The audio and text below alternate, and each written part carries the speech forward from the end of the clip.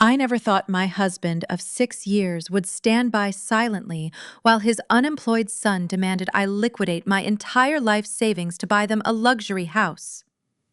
You spend years building a marriage, assuming the man sleeping next to you is your partner, your protector. You never expect him to become the architect of your financial ruin. Before I tell you exactly how I burned their perfect little extortion plan to the ground, let me know how old you are in the comments, and welcome back to Sarah Told Stories. Right now, I am standing near the edge of the grand ballroom at the Lexington Bourbon Heritage Gala. The crystal chandeliers above catch the amber hues of 1,000 poured glasses, casting a warm, deceptive glow over Kentucky's wealthiest residents. In my hand rests a heavy tumbler holding my company's rarest creation.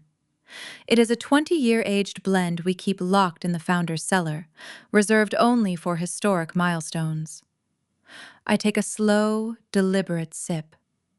The liquid burns a satisfying trail of charred oak and vanilla down my throat. Across the room, David flashes his polished, private wealth manager smile at a local politician. He looks incredibly handsome in his tailored tuxedo, playing the role of the devoted and successful husband to absolute perfection. He clinks his glass against the mayor's, laughing at some joke I cannot hear over the string quartet. My chest tightens, not with heartbreak, but with a cold, calculated anticipation. I check the diamond watch on my wrist. In exactly 10 minutes, the trap I have spent weeks building will snap shut.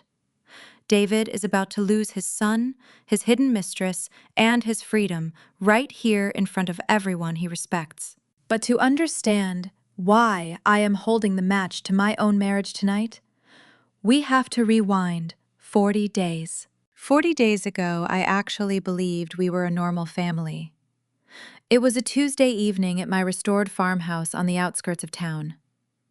The wraparound porch was quiet, save for the hum of cicadas in the thick bluegrass air. Inside, I was hosting what I assumed would be a standard dinner. I had spent the late afternoon slow roasting a pork loin with a honey glaze, setting the dining table with the silver flatware my grandmother left me. I poured iced tea, lit the tapered candles, and waited for my stepson to arrive.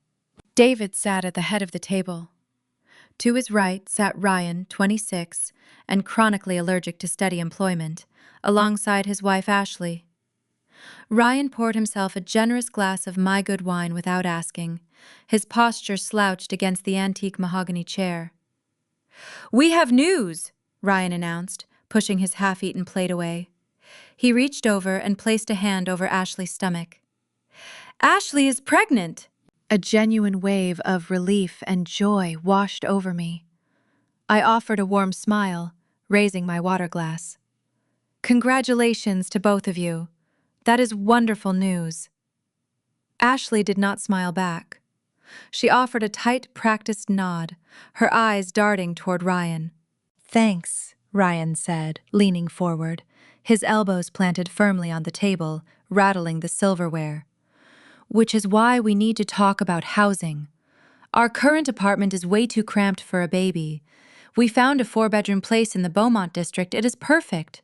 I set my glass down, wiping my mouth with a linen napkin. The Beaumont district was one of the most exclusive neighborhoods in the city. "That is a pricey area," I noted, keeping my tone light and conversational. "Are you getting a promotion at the logistics firm?" Ryan scoffed, waving his hand as if swatting away a fly. "I left that job last week. The culture was a bad fit. Which is why we need you to cash out your distillery stock portfolio. We need the money for the down payment and the nursery renovations." The dining room fell dead silent.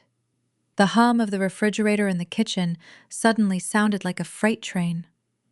I stared at my stepson, waiting for the punchline of a very bad joke. There was no hesitation in his eyes, only raw, unblinking entitlement. "You want me to liquidate my retirement and personal stock to buy you a house?" I asked, my voice dropping an octave. "We need to close by the end of this month." Ryan pressed his jaw, tightening. "The seller is motivated, and Ashley needs the nursery finished before her 3rd trimester. We do not have time to wait around for standard mortgage approvals or income verification. We need cash right now. I looked at Ashley. She sat perfectly straight, tracing the rim of her wineglass, looking at me as if I were a bank teller holding up her transaction. This was not a request for a loan. This was a coordinated demand. They had discussed this, planned this, and decided that my decade of climbing the corporate ladder at the distillery was simply a funding source for their lifestyle. "Congratulations on the baby," I said smoothly, picking up my fork and cutting a small piece of pork. "But I will not be liquidating my portfolio. How you finance your home is not my problem." Ryan flushed red, the color creeping up his neck. "You are my stepmother. How is family housing not your problem? My finances are my own," I replied, meeting his angry glare with cool detachment. "You and Ashley will have to figure it out, just like David and I did when we were your age." I turned my gaze to the head of the table. I waited for David to intervene. I waited for my husband, a man who managed other people's wealth for a living, to explain basic economics to his son. I waited for him to correct this staggering audacity and defend his wife. David traced the rim of his plate with his thumb. His eyes stayed fixed on the leftover food. He did not say a word. He did not defend me. He did not tell his son to back down. His silence hung in the air, wrapping around my throat like a warning. In that quiet, agonizing moment, the foundation of my marriage fractured. David was not surprised by Ryan's demand. He already knew about it. And by saying nothing, he was telling me exactly whose side he was on. The morning after the dinner party felt like waking up inside a sensory deprivation chamber. David had not spoken a single syllable to me since his son and daughter-in-law pulled their car out of our driveway the night before. He performed his usual morning routine with a chilling, calculated precision. The grinding of the dark roast coffee beans, the sharp snap of the folded business newspaper, the tight knotting of his silk necktie. Every movement was engineered to exclude me from his orbit. As a private wealth manager at a prestigious downtown firm, David made his living advising high-net-worth clients on asset protection, tax strategy, and portfolio growth. When we first married, it made logical sense for him to handle our joint tax filings and shared investment accounts. I managed the complex operations of a boutique bourbon distillery, a job requiring endless logistical oversight and grueling hours. Handing him the reins to our personal ledger had felt like a relief at the time, a division of labor built on mutual trust.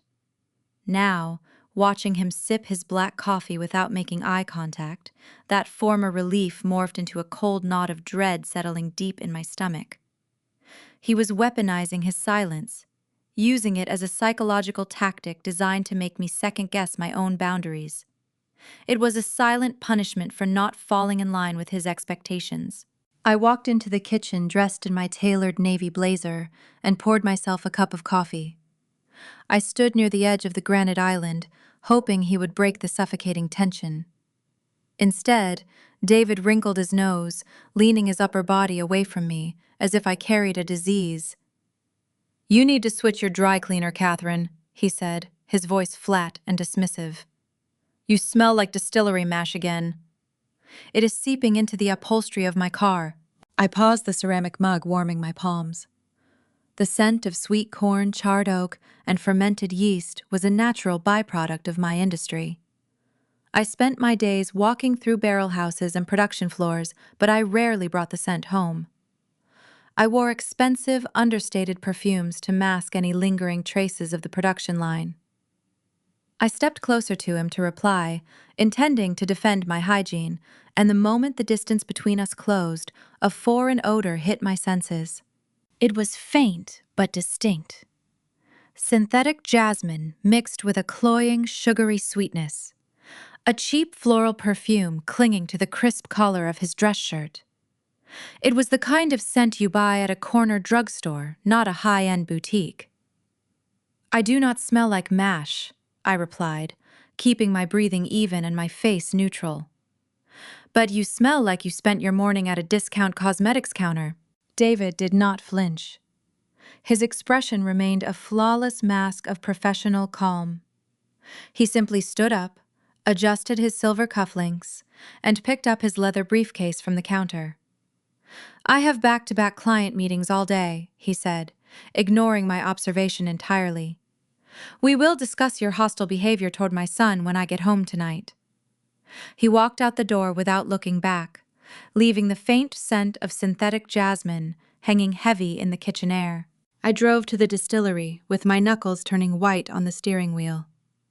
The rolling bluegrass hills of the Kentucky landscape passed by my window in a blur of morning mist and green pastures. But my mind was stuck, replaying every interaction from the past 3 months. I thought about every late night at the office David had claimed, every sudden weekend golf trip, every time he had angled his phone screen away from my line of sight. I prided myself on being a meticulous operations director.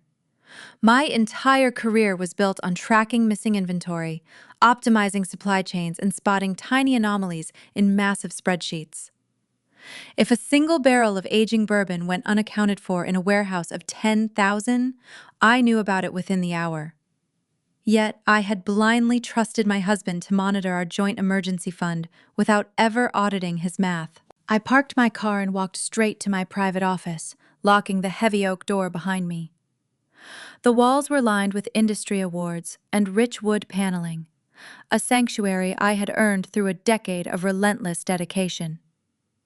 I opened my laptop and bypassed my work emails entirely, navigating directly to our joint banking portal.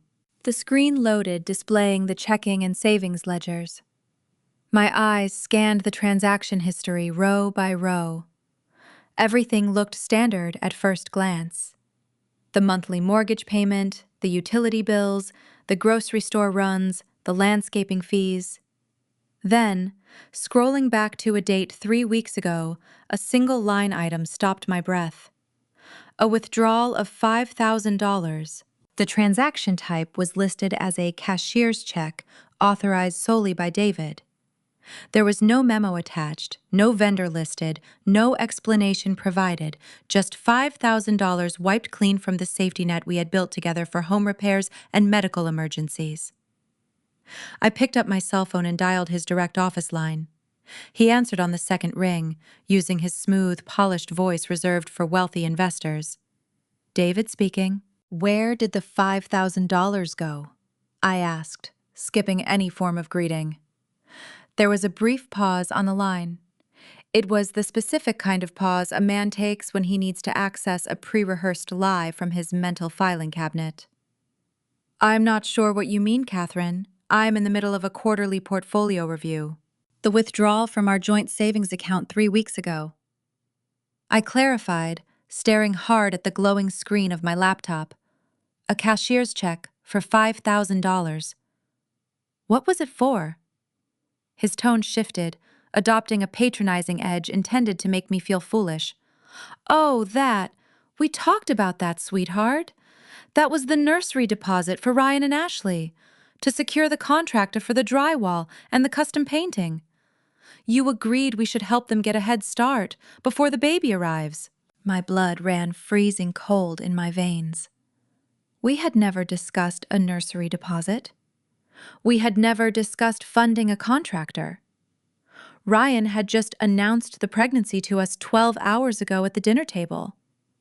David was actively rewriting history, attempting to gaslight me into believing my own memory was failing.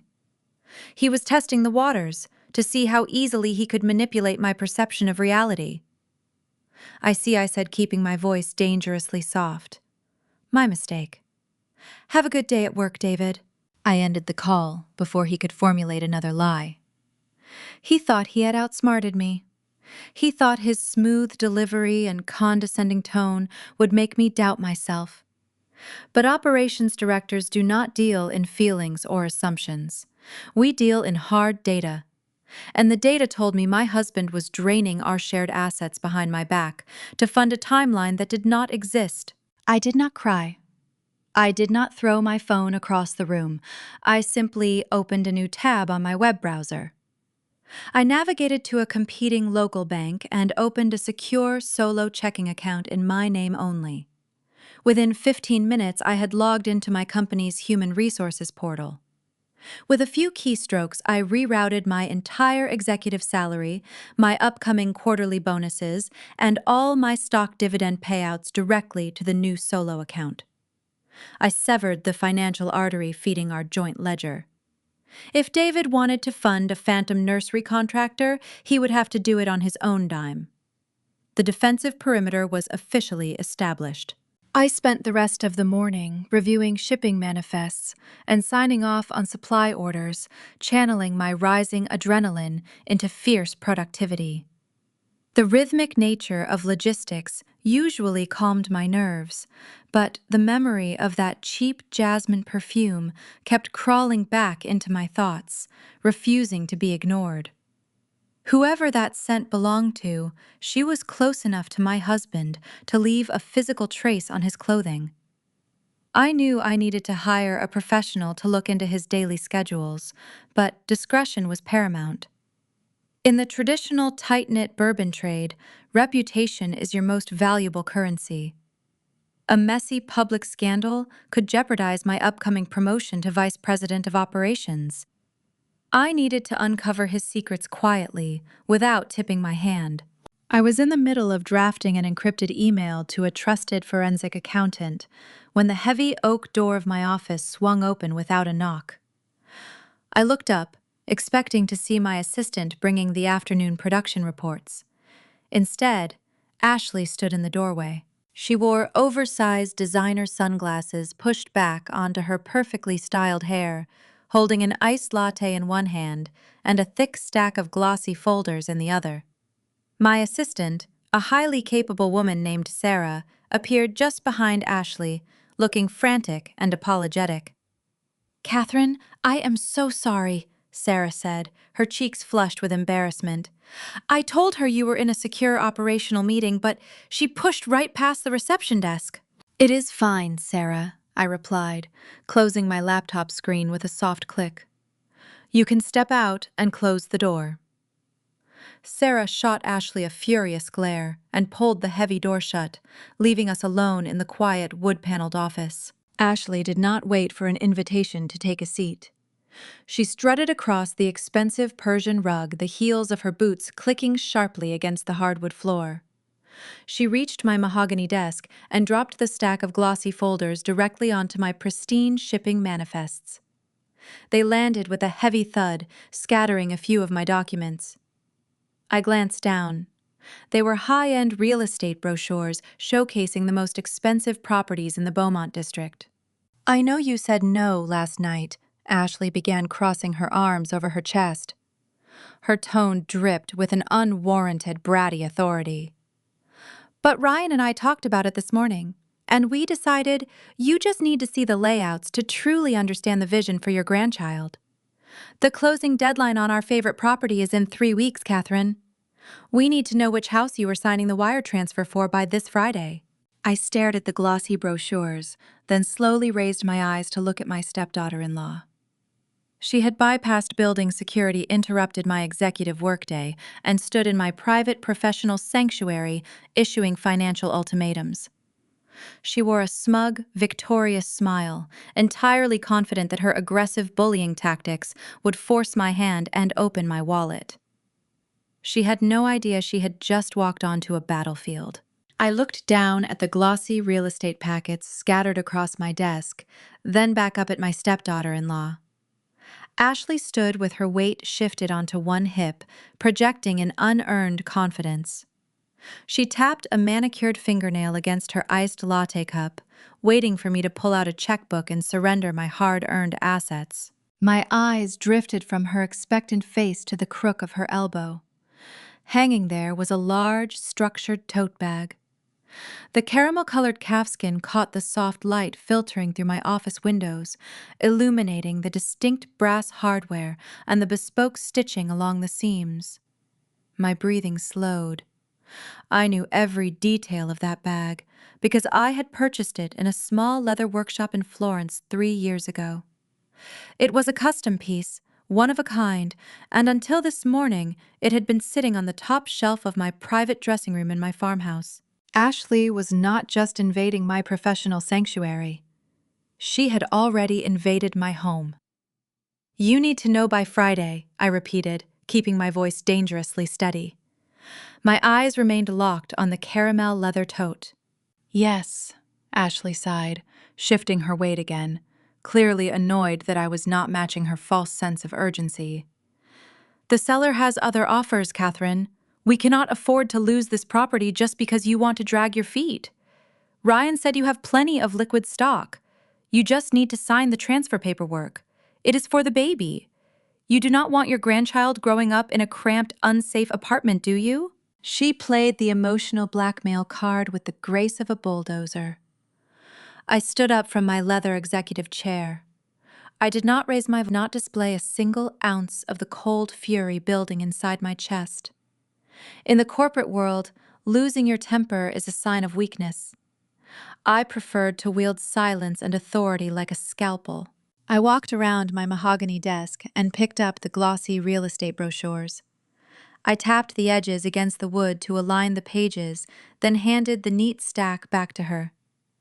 "Take these," I instructed gently. Ashley blinked, a momentary flash of confusion breaking her smug facade. She took the folders instinctively. "Are you going to wire the funds to the escrow account directly?"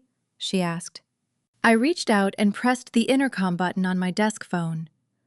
"Sarah," I said, keeping my gaze fixed on Ashley, "please call building security and have them escort our visitor off the premises. She is trespassing in a restricted administrative zone." Ashley gasped, her mouth falling open. "You cannot kick me out!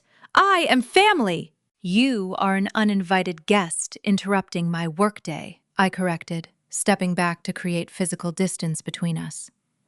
"And if you ever bypass my reception desk again, I will have you arrested for criminal trespassing. Furthermore, tell your husband that my answer remains no. Neither of you will see a single dime of my stock portfolio.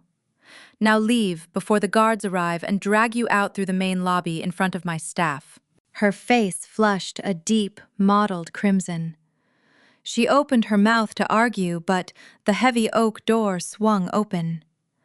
Two uniformed security officers stood in the hallway, looking stern and ready to intervene.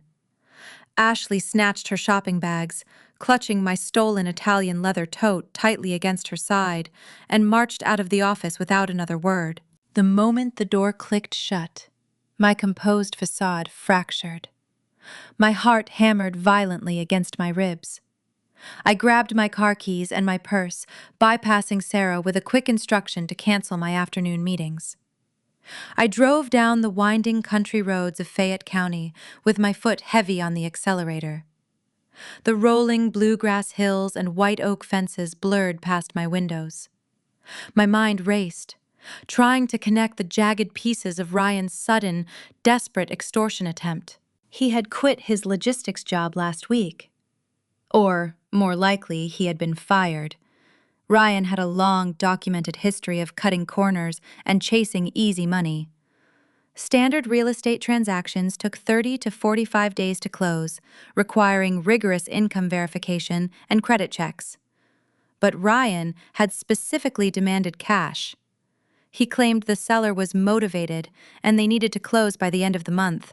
None of that logic held up to scrutiny. Legitimate sellers do not demand instant, unverified cash from unemployed buyers. But bookies do.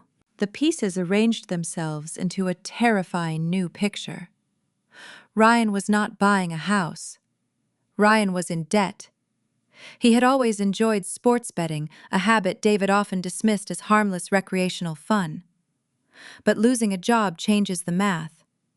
If Ryan had dug himself into a deep financial hole with the wrong kind of lenders, he would need a massive influx of untraceable cash to save his own skin. The sudden pregnancy announcement, the desperate timeline, the emotional manipulation leveraging an unborn child. It was all a theatrical shield designed to panic me into liquidating my assets to pay off his gambling debts. My tires crunched against the gravel driveway of my farmhouse. The property looked peaceful, surrounded by ancient weeping willows and manicured gardens, but the illusion of safety was gone. I unlocked the heavy front door and bypassed the kitchen, taking the oak staircase 2 steps at a time. I walked straight into the master suite and pushed open the double doors to my custom dressing room. The space was a disaster. The top shelf where I kept my designer bags was half empty. A row of expensive silk scarves had been pulled from their hangers and tossed carelessly onto the velvet ottoman. But the true devastation waited in my jewelry vanity. I pulled open the top drawer. The soft, padded compartments were a wreck. Several velvet boxes lay overturned.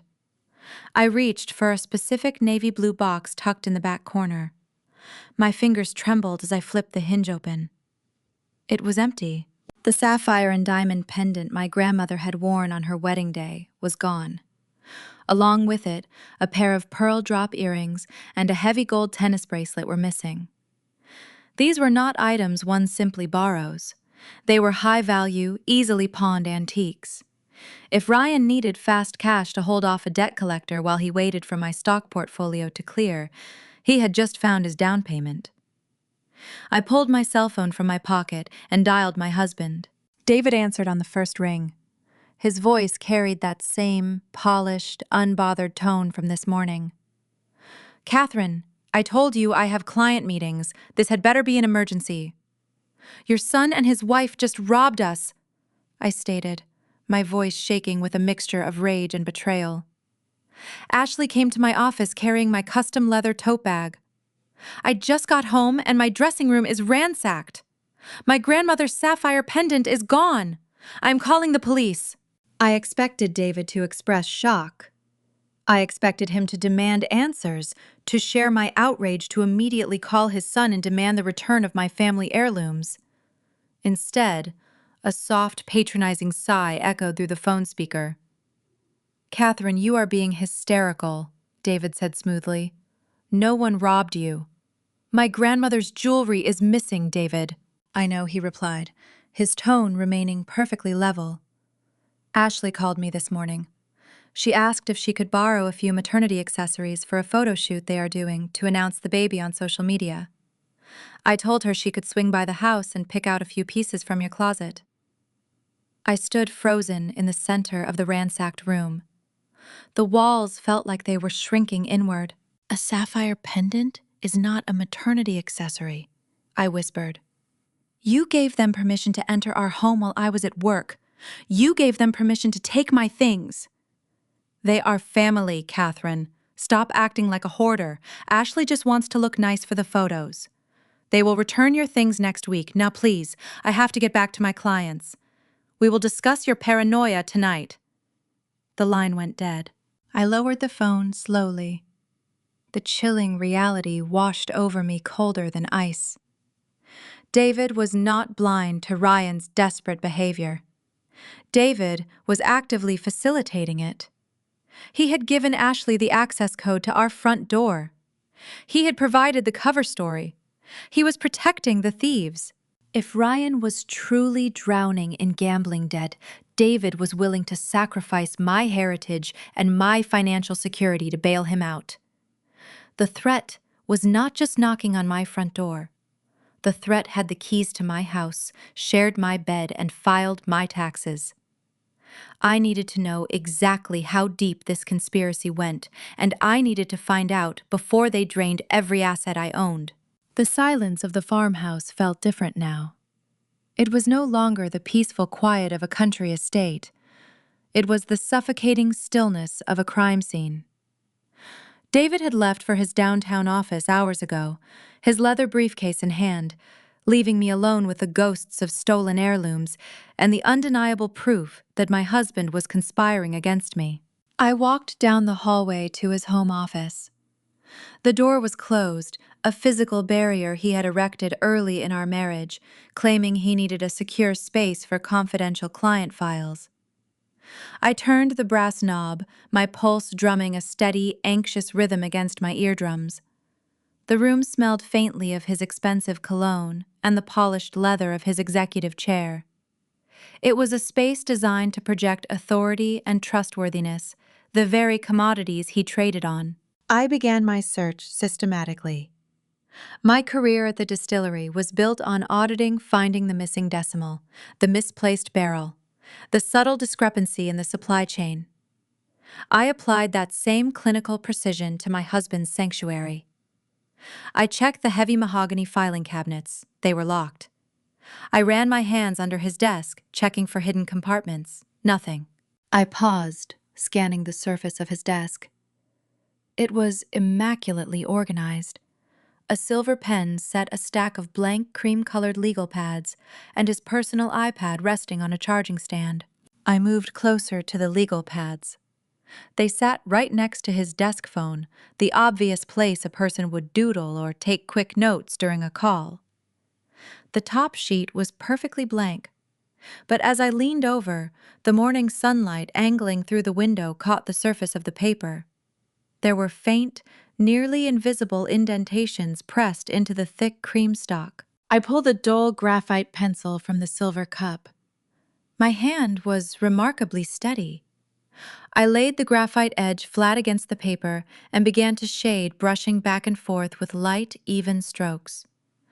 The white space filled with gray, and, like a photograph developing in a dark room, the hidden strokes emerged in stark white relief. It was my name. Catherine O'Connor. Catherine O'Connor. Catherine O'Connor. It was written dozens of times, filling the entire page. Some were sloppy early attempts. Others were disturbingly accurate, capturing the specific looping curve of my K and the sharp, aggressive slant of my double N. David had not just been doodling. He had been studying.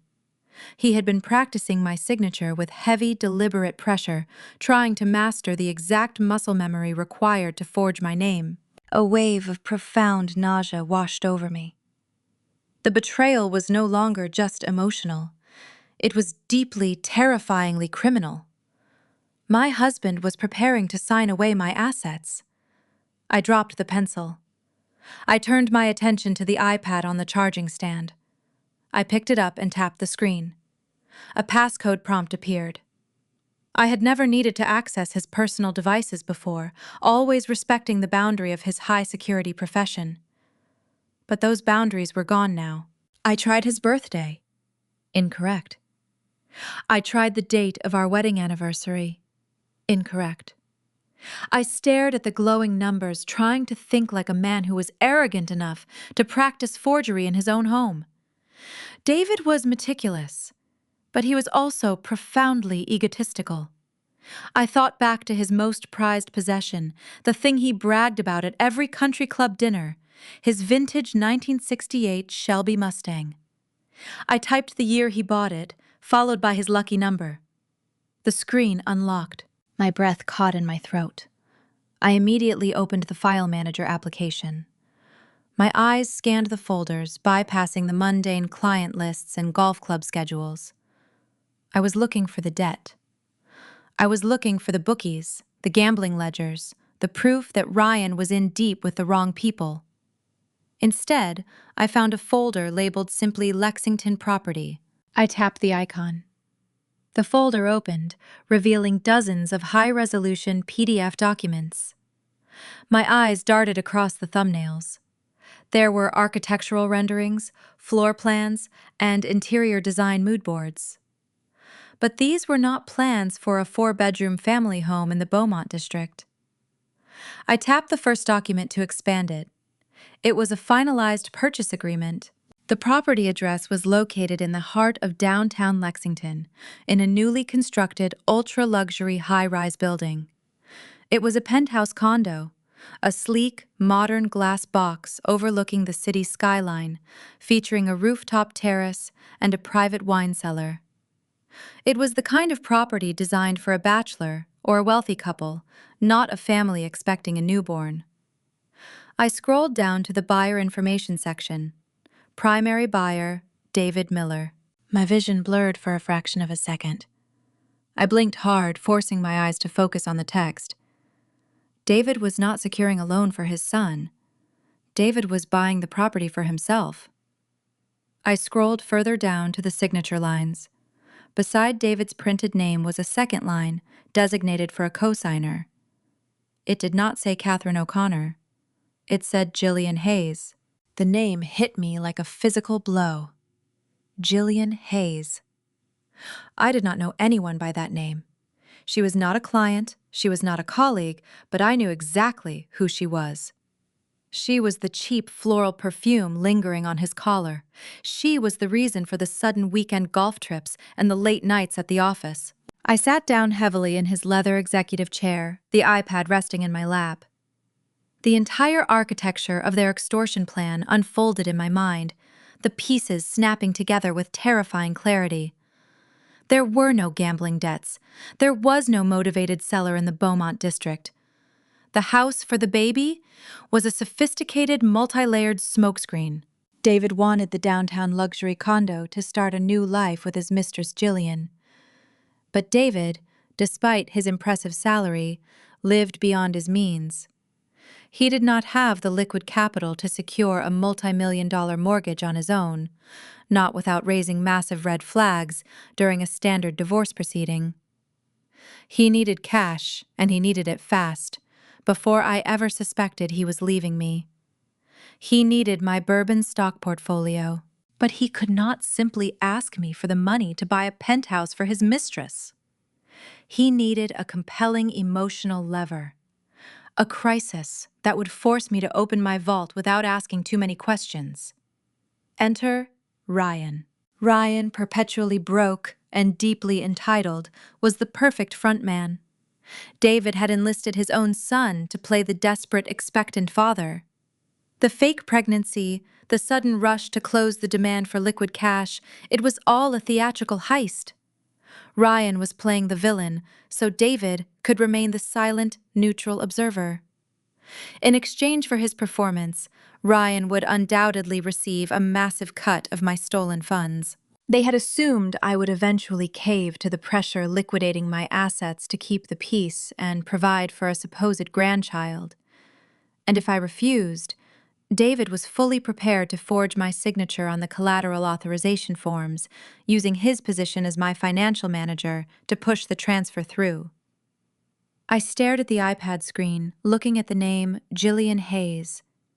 My husband and my stepson had conspired to rob me blind, and they had used a fake unborn child as their weapon. The silence in the office was broken by the sharp buzz of my cell phone vibrating against the desk. I jumped, my heart hammering. I picked up the phone. It was an automated alert from my home security system. Motion detected at the front porch camera.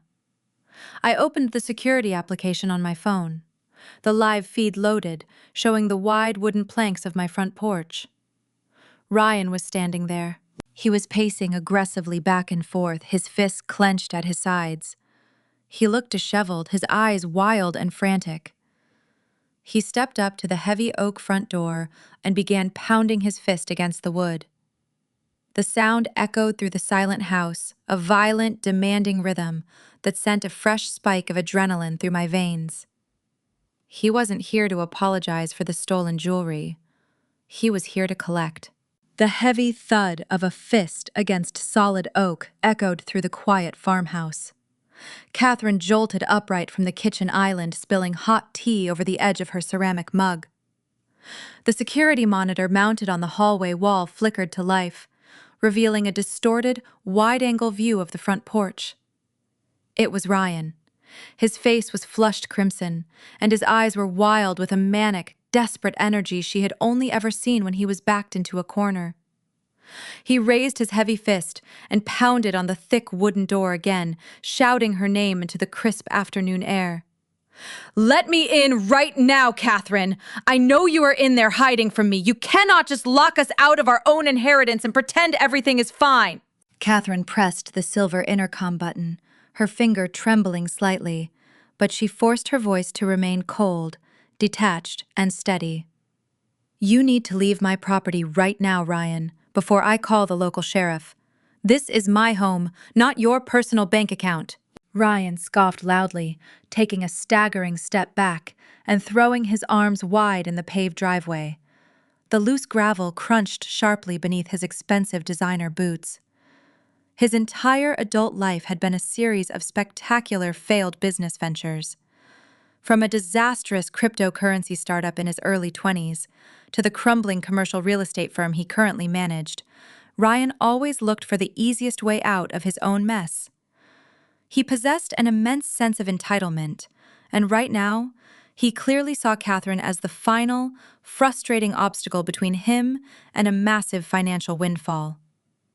"You are completely insane, Catherine," he screamed at the blinking camera lens. "My dad is just trying to help his family, and you are ruining everything with your paranoia. Open the damn door so we can talk like adults." Catherine kept the heavy brass deadbolt locked tight, refusing to yield an inch. "We have absolutely nothing to discuss until you all start telling the truth for once.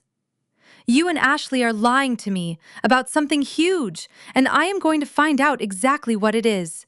The direct mention of his wife seemed to snap something fragile inside Ryan. He marched aggressively up to the camera lens, his face contorted in raw panic and unfiltered fury. "You do not know anything about what is really going on here. If you ruin this real estate deal for us, we are totally finished. Do you hear me? If his other arrangements fall through, I lose my cut." The angry words hung suspended in the chilly air. Catherine froze completely, her breath caught sharply in her throat.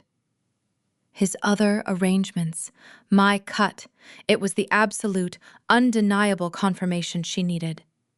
Ryan was not just an entitled, spoiled stepson throwing a pathetic tantrum over money.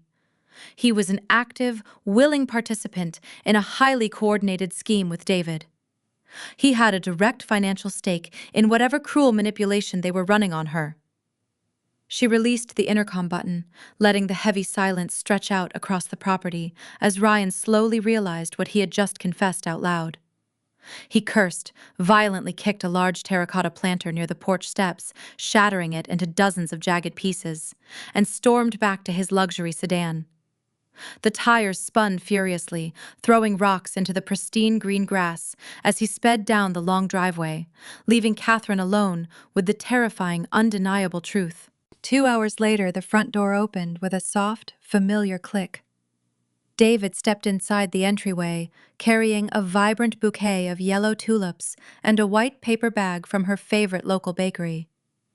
He wore his signature charming smile, the exact same one that had completely disarmed her when they first met at a hospital charity gala 5 years ago. David was an absolute master of projecting stability and warmth. As a retired investment broker, he always seemed to know exactly how to soothe her deepest anxieties and make her feel perfectly safe. "Honey, I am home," he called out cheerfully, placing the fresh flowers on the kitchen counter. "I saw the broken clay pot outside on the porch. Did a stray animal knock it over while you were inside?" Catherine forced her tense facial muscles to relax. She walked into the bright kitchen, pasting on a polite, convincing smile. It must have been the strong wind, she lied smoothly, taking the beautiful tulips and turning toward the stainless steel sink to find a glass vase. She needed to keep him completely unaware of her rising suspicions. She had to meticulously play his twisted game until she had absolute, undeniable proof of his betrayal. David wrapped his strong arms around her waist from behind, resting his chin affectionately on her shoulder. He sighed deeply, producing a perfectly calculated sound of exhaustion and heavy burden. "You know, Catherine, I had a really tough emotional conversation with Ryan today. He is incredibly stressed about the new baby coming so soon. The looming financial burden is just eating him alive. He made some terrible market investments last year, and he is acting desperate. I absolutely hate seeing my only son suffer like this." Catherine kept her eyes intensely focused on the running tap water. "What exactly are you suggesting, David?" He turned her around gently, holding both of her hands in his warm grip. "I was looking at our joint finances this morning. The farmhouse has tripled in market value since you bought it before we married. If we took out a second mortgage, Just a small, manageable one. We could pull enough cash equity to get Ryan and Ashley a modest starter home. It would secure their fragile future, and the new baby would have a safe, permanent place to grow up. We could easily handle the monthly bank payments with my pension. It is simply the right moral thing to do for the family. The sheer audacity of his request made her stomach churn violently. He wanted her to leverage her only independent financial asset to fund a fictional narrative. He wanted to permanently trap her in crippling debt while they walked away with the liquid cash. Catherine looked up into his warm, convincing brown eyes, marveling at how effortlessly the lies flowed from his smiling lips. She swallowed her rising disgust and nodded slowly. "That sounds like a massive decision, David. Let me think about it carefully tonight. We can run the exact numbers together this weekend and see what the bank says." David beamed brightly, kissing her forehead, with obvious, genuine relief. "Thank you, sweetheart. You are going to be a truly wonderful grandmother." He patted her shoulder gently and walked upstairs to change his clothes, leaving Catherine standing alone in the kitchen, her mind racing with dark possibilities. The large house grew incredibly quiet as midnight approached. David was fast asleep in the master bedroom, completely convinced that his emotional manipulation had worked flawlessly. Catherine sat at the granite kitchen island, bathed in the pale, cool light of a small pendant lamp. She noticed a glossy piece of paper sitting near the wooden fruit bowl. It was the ultrasound photograph Ashley had dramatically pulled from her designer leather purse during dinner 2 nights ago. Ashley had intentionally left it behind, claiming she wanted Catherine to have a physical copy to proudly display on the refrigerator door. Catherine picked up the small square image. She stared intensely at the grainy black and white shapes. The tiny, curved outline was meant to represent her future step-grandchild. But something about the picture deeply bothered her. She had looked at it briefly before, but now she studied it with a cold, forensic intensity. The text, printed along the top edge of the sonogram, caught her sharp attention. Usually, these medical images contain the name of the clinic, the exact date, the precise time, and the mother's full name in a specific dot matrix medical font. This printout simply said patient name in blank letters, and the date was formatted in a strange European style. Furthermore, the font was sharp and modern, not the blocky, pixelated text typical of a standard hospital imaging machine. Catherine quietly slid her silver laptop out of her leather tote bag. She opened the screen and quickly dimmed the brightness to avoid drawing any unwanted attention from the dark hallway. She placed the ultrasound photo flat on the smooth countertop and used her smartphone to take a clear, high-resolution picture of it under the lamp. She emailed the digital photo to herself, downloaded it directly to her laptop desktop, and opened a secure web browser. Her fingers flew quietly across the quiet keyboard as she navigated to a popular reverse image search engine. She dragged the photo file into the search bar and pressed enter. The loading circle spun continuously for 3 agonizing seconds. Her heart hammered against her ribs like a trapped, panicked bird. The search results finally populated the glowing screen. Dozens of perfectly identical images filled the digital grid. She clicked on the very first blue link. It redirected her immediately to a massive commercial stock photography website. The bold title of the image read, "Generic Fetal Ultrasound Blank Template for Parenting Blogs and Articles." Catherine leaned in closer, zooming in on her computer screen. Right there, perfectly positioned in the bottom right corner of the original digital stock photo, was a faint, translucent watermark from the photography agency. She grabbed the physical, glossy photo from the kitchen counter and held it up to the light, tilting it slightly to check the surface glare. The fake hospital logo Ashley claimed was from her prestigious local doctor was actually a cheap, custom-printed sticker placed carefully and deliberately over the exact spot where the copyright watermark would have been printed. There was no baby. The entire pregnancy was a sick, fabricated prop designed exclusively to exploit her natural empathy and eventually drain her personal bank accounts. The proposed second mortgage was never going to buy a starter home for a growing family. It was the ultimate, devastating payday for David and his greedy son. They were actively trying to steal her beloved farmhouse out from under her, using the sacred idea of new life as a weapon.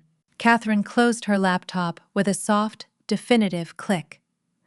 The paralyzing fear and confusion that had been suffocating her for days instantly evaporated into the dark room, completely replaced by a cold, calculating, and silent rage. They mistakenly thought she was just a gullible, lonely older woman desperate for a happy family connection.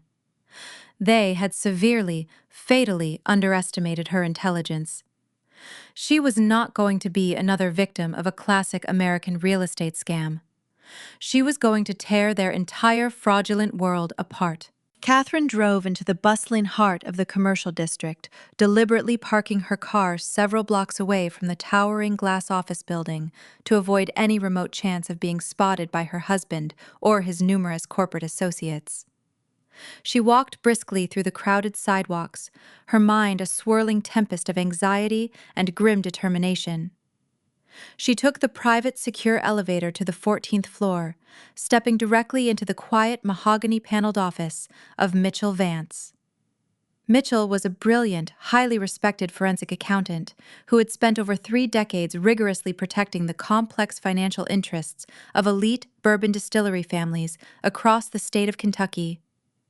His unwavering loyalty belonged entirely to Catherine, a bond forged many years ago when he successfully helped her late father navigate an incredibly hostile corporate buyout attempt by a rival liquor conglomerate. Mitchell possessed a razor-sharp analytical mind and an uncanny, almost supernatural ability to trace hidden, laundered assets through the most convoluted corporate structures imaginable. He sat rigidly behind his massive oak desk, his expression grim and completely devoid of his usual warm, welcoming Southern charm. He motioned silently for Catherine to sit in the plush leather chair opposite him, sliding a remarkably thick manila folder across the polished wood surface. The immense gravity in his steel-gray eyes told her absolutely everything she needed to know before he even spoke a single syllable. Catherine cautiously opened the heavy folder, staring blankly at dozens of pages filled with aggressively highlighted bank statements, offshore routing numbers, and complex wire transfer logs. Mitchell began to explain the devastating, undeniable reality with cold, clinical precision. David had systematically and maliciously used his privileged, unrestricted access as a seasoned wealth manager to quietly siphon enormous amounts of money from their shared marital accounts. Over the past 14 months, her supposedly loving husband executed hundreds of small, seemingly insignificant digital transfers, carefully staying just under the specific monetary threshold that would automatically trigger federal bank fraud alerts. He brilliantly disguised these stealthy movements as standard routine portfolio rebalancing, a common financial maneuver Catherine never once questioned because she trusted his extensive professional expertise completely. David had spent his entire adult life advising wealthy clients on how to legally shield their fortunes, making him the absolute perfect predator to dismantle her personal wealth from the inside. Mitchell pointed a steady finger to a specific recurring destination for the stolen capital. Every single illicit dollar flowed directly into an obscure, newly formed limited liability company officially registered in the state of Delaware. The corporate entity was simply named Bluegrass Holdings, a wonderfully generic title specifically designed to deflect any casual legal scrutiny or unwanted audits. The sheer, overwhelming scale of the meticulously planned deception began to physically suffocate her, but the systematic financial theft was merely the opening chapter of the horror story. Catherine asked the terrifying, inevitable question, demanding to know exactly who officially owned the shady shell company. Mitchell sighed heavily and flipped to the third section of his incredibly meticulous report, revealing a clear, high-resolution color photograph of a young, striking woman standing outside a trendy, neon-lit nightclub. The veteran accountant identified her as Jillian, a 29-year-old former cocktail bartender working in the vibrant downtown district of Louisville. Mitchell had immediately hired a ruthless private investigator the exact moment Catherine first voiced her initial creeping suspicions over the phone, and the resulting background dossier was unbelievably thorough. Jillian was the absolute, undeniable antithesis of Catherine in every conceivable way. She was young, brash, highly materialistic, and entirely dependent on the lavish, expensive gifts David continually provided to maintain her affection. The investigator discovered they originally met during an exclusive, high-ticket bourbon tasting event where Jillian was serving drinks to wealthy investors. As Catherine stared intently at the vibrant printed picture, a sickening, violent realization washed completely over her. The cloying, artificial floral scent she had distinctly noticed lingering on the tailored suits of her husband for many agonizing months finally made perfect, devastating sense. It was definitely not a new air freshener in his luxury sedan, or a random fleeting encounter in a crowded office elevator. That incredibly cheap, overwhelming perfume belonged exclusively to Jillian. David had been brazenly carrying the literal scent of his young mistress directly into their sacred marital home, warmly wrapping his deceitful arms around Catherine while secretly funding an entire secondary existence. Mitchell leaned forward across the desk, his deep voice dropping to a low, incredibly serious register as he carefully outlined the final, truly catastrophic phase of the ongoing conspiracy. The slow, methodical siphoning of their joint funds was actually merely the initial seed money for a much larger, darker ambition. David and his young bartender were currently in the highly advanced stages of purchasing a breathtaking, multi-million-dollar luxury condominium located in a highly exclusive, gated beachfront community down in Florida. However, the stolen account balances were vastly insufficient to cover the final massive closing costs required by the real estate developers. David urgently needed one massive, entirely untraceable lump sum of clean cash to finalize the illicit transaction and securely fund his permanent escape from his current marriage. That was the exact, horrifying reason for the elaborate, completely fabricated pregnancy scheme involving his desperate son. Ryan and his fictional, non-existent baby were absolutely nothing more than convenient, highly effective emotional leverage. David knew perfectly well that Catherine possessed a highly lucrative, entirely separate portfolio of inherited blue-chip stocks from the successful business of her family. By cruelly manipulating her deep, genuine desire to protect her struggling stepson and secure a stable, happy future for an innocent grandchild, David fully intended to pressure her into voluntarily liquidating those specific, highly valuable assets.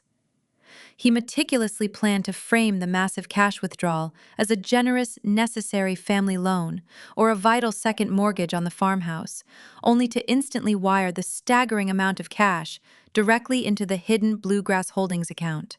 Once the money successfully crossed state lines and landed safely inside the corporate shell, David would completely vanish overnight, leaving Catherine entirely bankrupted, legally tied in knots, and emotionally shattered beyond repair.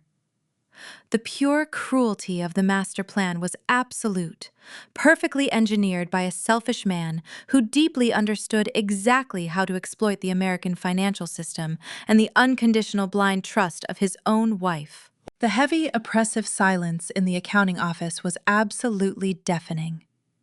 Catherine felt the solid, familiar ground beneath her feet entirely vanish into thin air.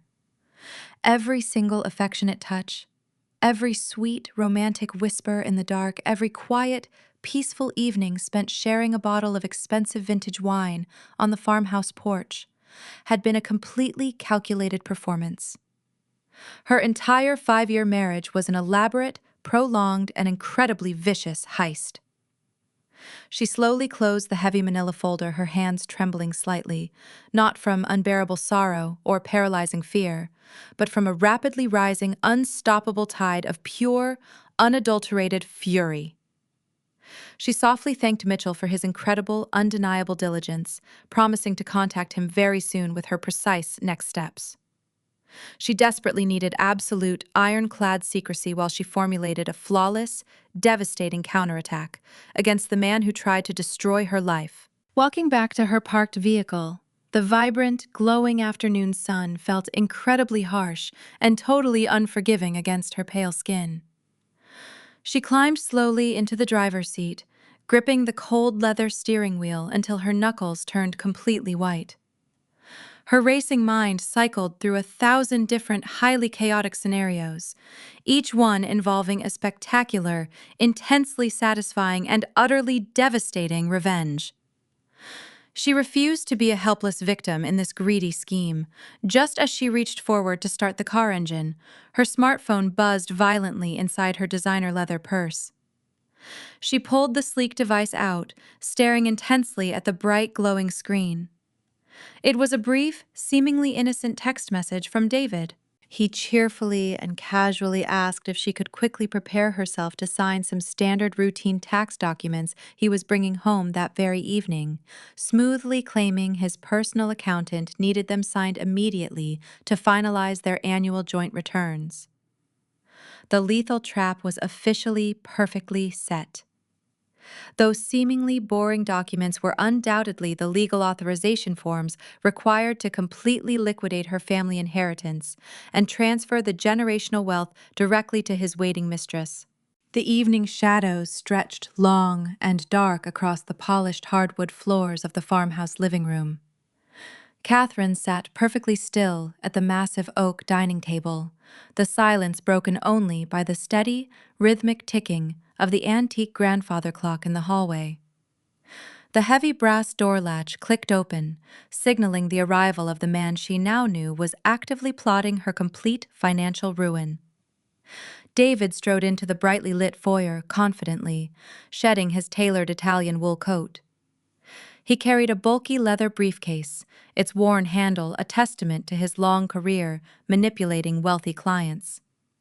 He moved with a practiced, predatory grace, closing the distance between them with a warm, deceptive smile. He snapped the metal clasps of his bag open and produced a thick, intimidating stack of freshly printed legal documents, placing them gently upon the table surface. He walked around her chair, placing a firm, seemingly affectionate hand on her tense shoulder. He leaned in close, his breath carrying the distinct, expensive aroma of aged scotch and faint peppermint. "Do not worry, honey. We will get through this temporary stress together. Once we finally sign the house papers for the kids," he murmured smoothly. The dramatic irony of his statement hit Catherine with the physical force of a speeding freight train. She knew with absolute terrifying certainty exactly who he was preparing a luxurious new home for, and it was undeniably not his fraudulent son. The vivid photograph of the young, flashy bartender from Louisville burned brightly in the forefront of her racing mind. She slowly reached out, flipping through the dense, complicated pages of the contract, her eyes scanning the deliberately confusing legal jargon. Hidden deeply within the stack of mundane annual tax forms and standard banking disclosures lay the ultimate, fatal trap. It was a comprehensive collateral authorization agreement. This single, highly destructive piece of paper would legally leverage her entire multi-million-dollar portfolio of inherited bourbon distillery stocks to unconditionally guarantee a massive commercial property loan. A sudden, chilling flashback washed over her completely. Earlier that very same afternoon, while desperately searching for a working pen in his meticulously organized home office, she had accidentally bumped his heavy mahogany desk. A small yellow legal pad had slipped out from beneath his computer keyboard. Intrigued by the hidden placement, she had taken a soft graphite pencil and lightly shaded the top blank sheet.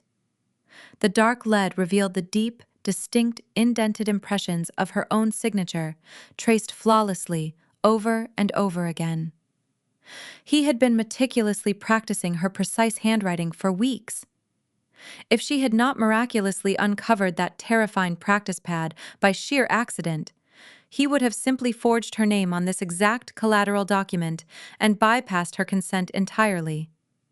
Now he boldly wanted the legitimate, verified signature to avoid any potential future banking complications or irritating notary audits. Catherine stared blankly at the solid black dotted line at the bottom of the page.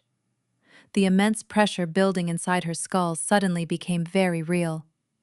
She dropped the expensive silver fountain pen, bringing a trembling hand up to massage her temple.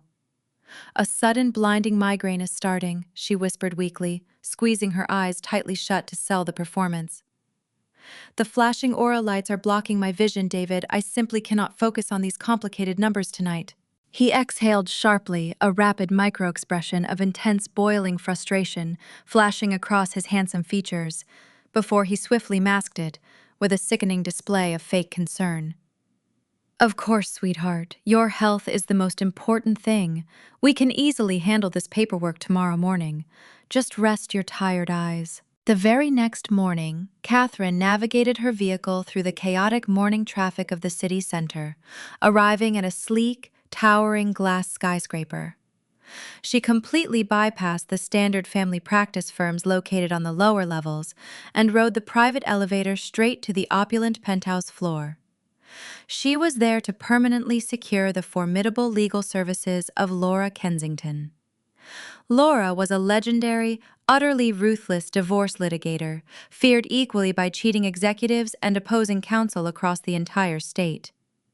Born into a fierce family of tough Chicago prosecutors, Laura had single-handedly built an incredibly lucrative empire by completely dismantling the lives of arrogant, deceitful spouses.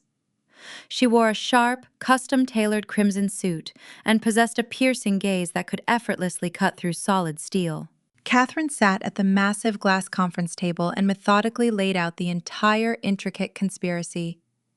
She presented the damning forensic accounting report, the high-resolution photographs of the young mistress, the undeniable proof of the fake ultrasound and the predatory loan documents David had tried to force upon her the previous night. Laura reviewed the vast mountain of evidence with a terrifying, predatory silence. She tapped a manicured fingernail rhythmically against the page, displaying the forged signature impressions. "This is an absolutely classic textbook asset strip operation," Laura declared smoothly, her voice echoing in the large executive office. "Your husband is highly sophisticated regarding corporate structure, but his massive arrogance is his ultimate fatal flaw. He completely assumes you are entirely docile and financially illiterate." The powerful attorney leaned forward, locking her intense, dark eyes with Catherine. "We could easily involve federal authorities right now for the attempted wire fraud, but that would instantly freeze every single asset in a messy, prolonged litigation battle that could drag on for several years.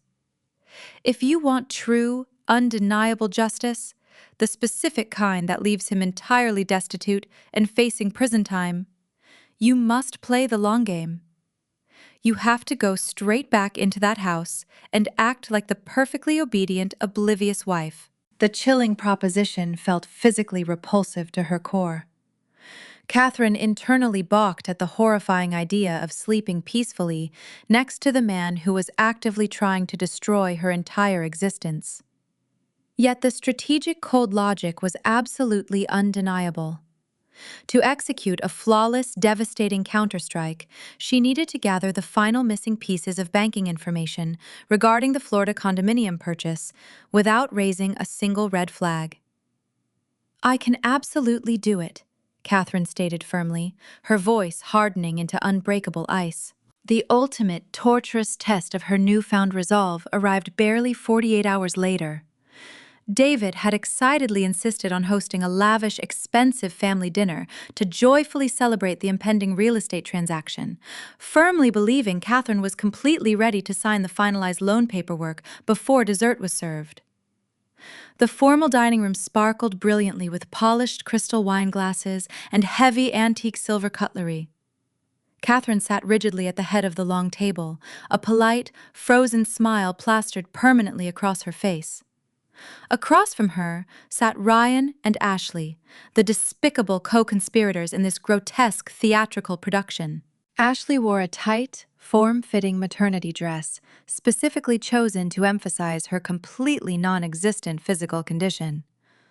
Throughout the agonizing multi-course meal, the young woman constantly rubbed her flat stomach with exaggerated, highly dramatic affection. She loudly complained about phantom morning sickness, food aversions to the roasted asparagus, and eagerly discussed potential nursery colors for the fictional infant. Every single spoken word was a calculated, poisoned dagger, a masterful performance designed exclusively to extract maximum financial sympathy from her wealthy mother-in-law. Ryan played the supporting role of the stressed but incredibly grateful future father flawlessly, continually thanking Catherine for her incredible generosity regarding the upcoming mortgage approval. David played the benevolent, loving patriarch to absolute perfection, pouring expensive vintage red wine and beaming with fake familial pride. It takes a truly special, wonderful woman to unconditionally support her growing family like this, he announced loudly, raising his crystal goblet in a sickeningly mocking toast. To Catherine, the beautiful savior of our family legacy. Catherine slowly raised her own glass, watching the dark crimson liquid swirl inside like poisoned blood. She maintained her serene, pleasant expression, looking directly into the dark, deceitful eyes of the man she once loved. She nodded gracefully, uttering soft, meaningless words of gentle encouragement, while her sharp mind operated on a completely different, highly lethal frequency. Beneath the crisp white linen tablecloth, her smartphone buzzed softly inside her lap. It was a secure, encrypted message from Laura. The hidden legal traps were fully drafted and awaiting deployment. Laura and her legal team were actively establishing a secondary, impenetrable blind trust that would completely legally sever David from her inherited, generational wealth the exact millisecond he attempted to execute his fraudulent electronic bank transfer. The sheer, breathtaking audacity of the people sitting comfortably at her table was staggering. They were happily feasting on her expensive food, eagerly drinking her premium wine, and laughing loudly in her beautiful home, completely unaware that she had already permanently locked the heavy iron doors of their impending financial prison. The societal logic of American wealth protection was entirely on her side. In a ruthless corporate world where predatory men frequently used complex legal systems to casually discard older women for younger, flashier models, Catherine was silently, brilliantly weaponizing that exact same system to orchestrate his total downfall. She chewed her prime steak slowly, eating with deliberate precision, savoring the rich flavor while finding a dark, deeply twisted joy in the profound, arrogant ignorance of her mortal enemies. The thick tension in the room felt like a tightly coiled industrial spring, ready to snap with catastrophic, life-altering force. The trap was perfectly set. The players were all in position, and the glorious execution was merely days away. The morning sun had barely crusted the rolling green hills of the Kentucky countryside when the digital assault began. Catherine sat quietly at her expansive kitchen island, sipping dark roast coffee, entirely unaware that a vicious smear campaign was rapidly multiplying across the internet. Her smartphone vibrated intensely against the cool granite countertop. It was an urgent text message from the marketing director at the distillery where she worked.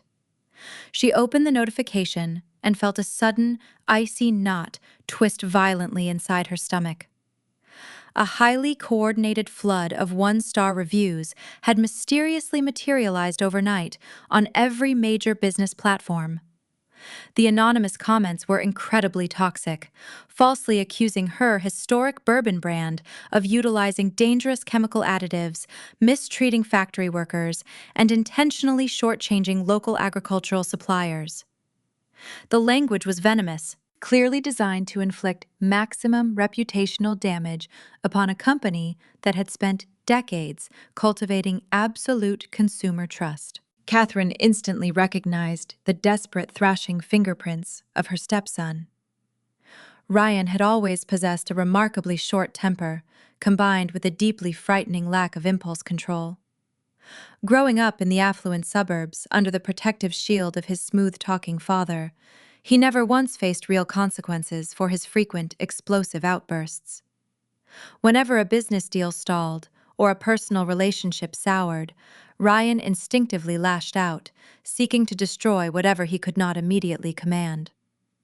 Frustrated by Catherine intentionally delaying the crucial mortgage signature he and Ashley had chosen to escalate their twisted game into the realm of professional sabotage, they foolishly believed that ruining her career would somehow shatter her confidence, making her emotionally vulnerable and much easier to manipulate into signing away her immense inheritance. Before Catherine could even finish processing the sheer maliciousness of the online attack, her phone rang loudly. The caller identification displayed the name of Marcus Vance, the formidable chief executive officer of the distillery, and her direct superior. Marcus was a legendary figure in the fiercely competitive American spirits industry. He was a broad-shouldered, booming patriarch who treated his loyal employees like blood relatives and defended his corporate empire with the unrelenting ferocity of a starving wolf. He demanded her immediate presence at the downtown corporate headquarters. 30 minutes later, Catherine walked into his sleek corner office. Marcus stood silently by the floor-to-ceiling windows, staring down at the busy city streets below. He held a thick stack of printed papers containing the fraudulent internet reviews. He turned around, his piercing blue eyes locked directly onto her pale face. He did not yell or demand explanations. Instead, he simply asked who was trying to destroy the flawless reputation she had spent 15 years building for his prestigious company. In the past, Catherine would have desperately tried to handle the humiliating situation privately, deeply ashamed of her fractured family dynamic. But the crushing weight of the elaborate betrayal had fundamentally changed her psychological makeup. She took a deep, steadying breath and told Marcus absolutely everything. She detailed the hidden offshore accounts, the young cocktail waitress in Louisville, the fake pregnancy scheme, and the predatory loan documents designed to strip away her generational wealth. She spoke with cold, clinical precision, refusing to shed a single tear in front of her powerful boss. Marcus listened intently, his rugged jaw clenching tighter with every sickening revelation. When she finally finished her devastating summary, a profound, absolute silence filled the massive room. He walked slowly over to his heavy mahogany desk and pressed a single button on his intercom system, summoning the head of the corporate legal division. Marcus possessed an army of the most vicious, highly paid corporate litigators in the state, and he was about to unleash their full might upon a sloppy, arrogant amateur. He looked Catherine straight in the eyes and promised that no one threatened his people or his business without facing complete annihilation. The corporate legal team operated with breathtaking, unyielding speed. Within mere hours, highly specialized cybersecurity experts had successfully subpoenaed the data logs from the major review platforms. They expertly stripped away the cheap, flimsy digital masks the attackers had foolishly utilized. The supposedly anonymous Internet protocol addresses were swiftly and decisively traced back to a single, undeniable source. The digital trail led directly to the commercial Internet router securely mounted inside the luxury downtown apartment currently leased by Ryan and his fraudulent wife. It was the ultimate, undisputed proof of tortious interference, a severe civil offense in the American legal system that carried devastating financial penalties. Armed with this incredibly potent ammunition, Catherine drove back to the quiet farmhouse under the cover of early evening darkness. The sprawling property was completely empty, as David was supposedly attending a late dinner meeting with wealthy clients, which Catherine now knew was merely a convenient cover story for visiting his young mistress. She slipped quietly into his pristine home office, her heart hammering a steady, rhythmic beat against her ribs. She pulled a tiny, sophisticated audio recording device from her coat pocket.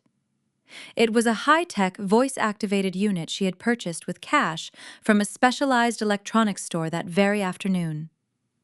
She carefully attached the small black square to the underside of his heavy wooden desk, perfectly concealing it behind a thick bundle of computer wires.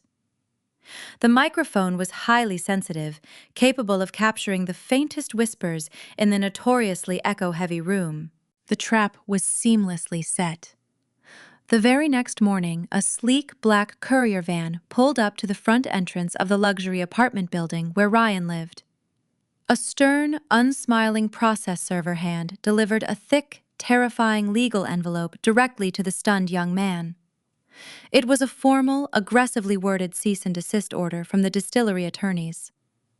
The imposing document meticulously outlined the undeniable digital evidence of the fraudulent reviews, explicitly threatening a colossal, multi-million-dollar defamation lawsuit that would instantly bankrupt him for the rest of his natural life if the toxic posts were not permanently deleted within exactly 1 hour. The resulting psychological explosion was glorious, immediate, and utterly predictable.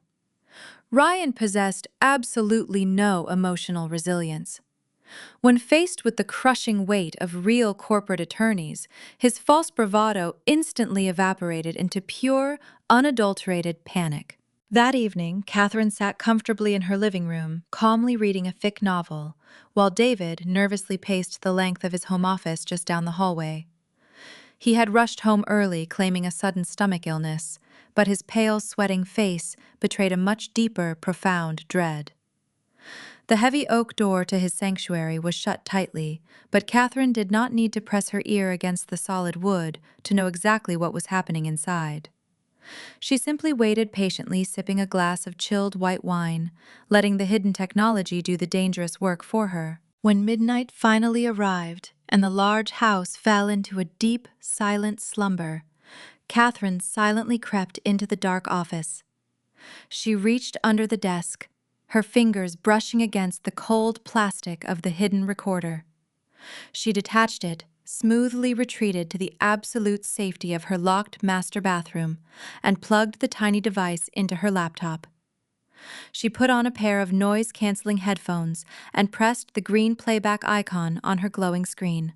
The crisp, clear digital audio flooded her ears. She heard the distinct, heavy sound of David frantically dialing his cellular phone. Then his desperate, hushed voice filled the digital space. He was speaking to Ryan, and the conversation was completely unhinged. David was furiously reprimanding his son for the incredibly stupid, reckless online sabotage screaming that involving corporate lawyers was going to ruin their entire, intricate master plan.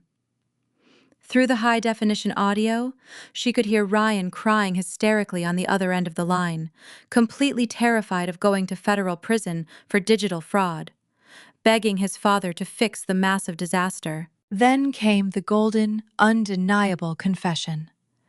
David lowered his voice to a strained, raspy whisper, desperately trying to calm the weeping younger man. He promised Ryan that everything was still perfectly under control.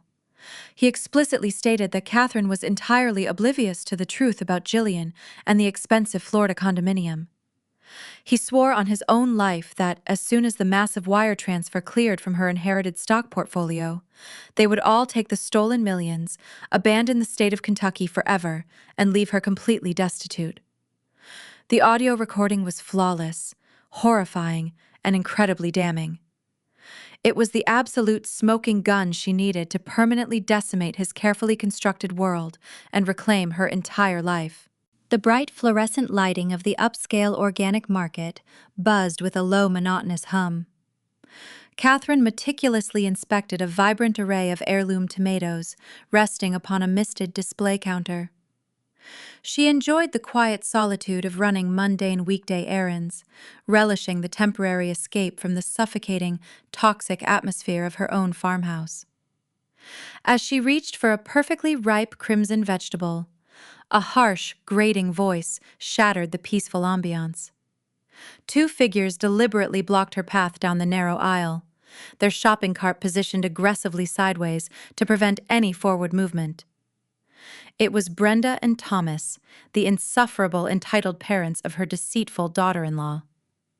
Brenda wore an obnoxiously loud designer tracksuit that screamed desperate suburban validation, her wrists heavy with tarnished costume jewelry. Thomas loomed silently behind his wife, his arms crossed over a swelling abdomen, projecting the pathetic, intimidating stance of a man drowning entirely in hidden credit card debt. They belonged to a very specific demographic of American society that constantly chased the illusion of extreme wealth while secretly living paycheck to paycheck, viewing their child marrying into the prestigious Bourbon family as their ultimate financial salvation. Brenda pointed a manicured finger directly at Catherine, her voice echoing loudly across the fresh produce section, purposely drawing the curious stares of nearby affluent shoppers. "How dare you show your face in public while my poor pregnant daughter suffers in absolute squalor?" she shrieked hysterically.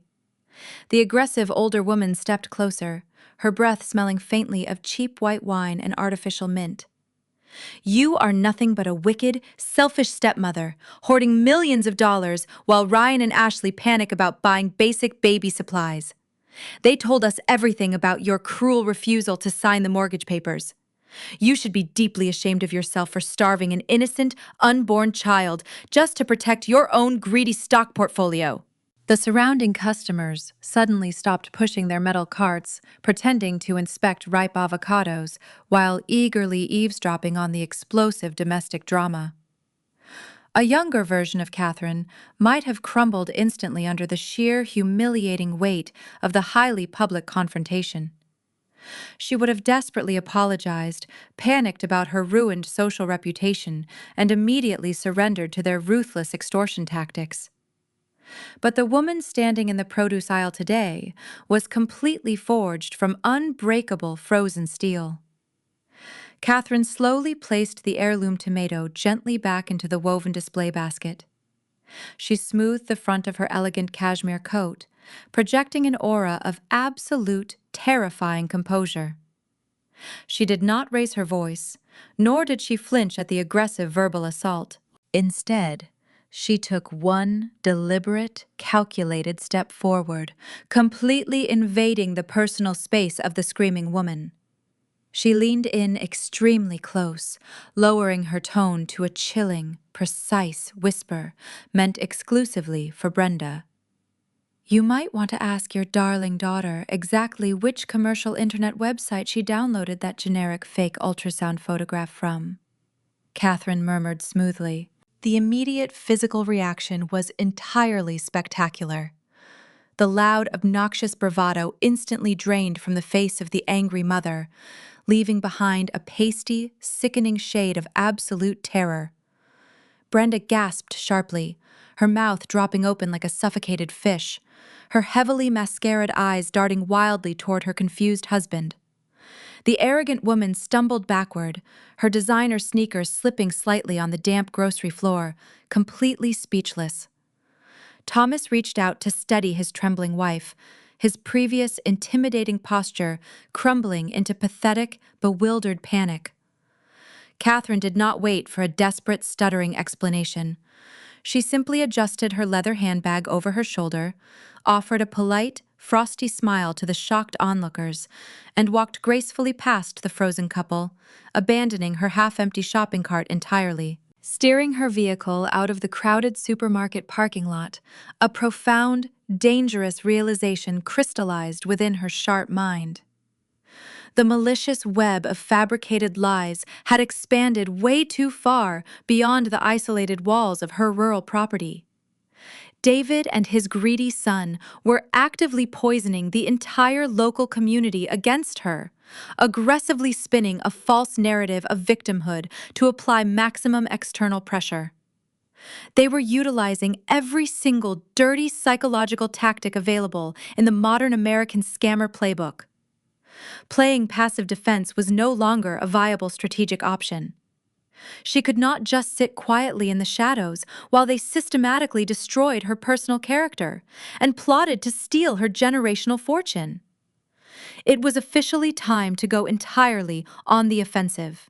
Catherine bypassed her intended route home and drove straight into the bustling heart of the commercial financial district, heading directly toward the towering glass skyscraper that housed her ruthless divorce attorney. She marched past the busy reception desk without a scheduled appointment, her eyes burning with intense, unyielding purpose.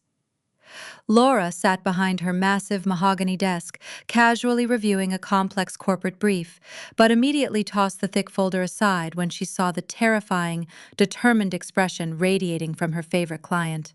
Without uttering a single greeting, Catherine unzipped her heavy leather bag and began methodically dropping the accumulated arsenal of absolute destruction onto the polished glass surface.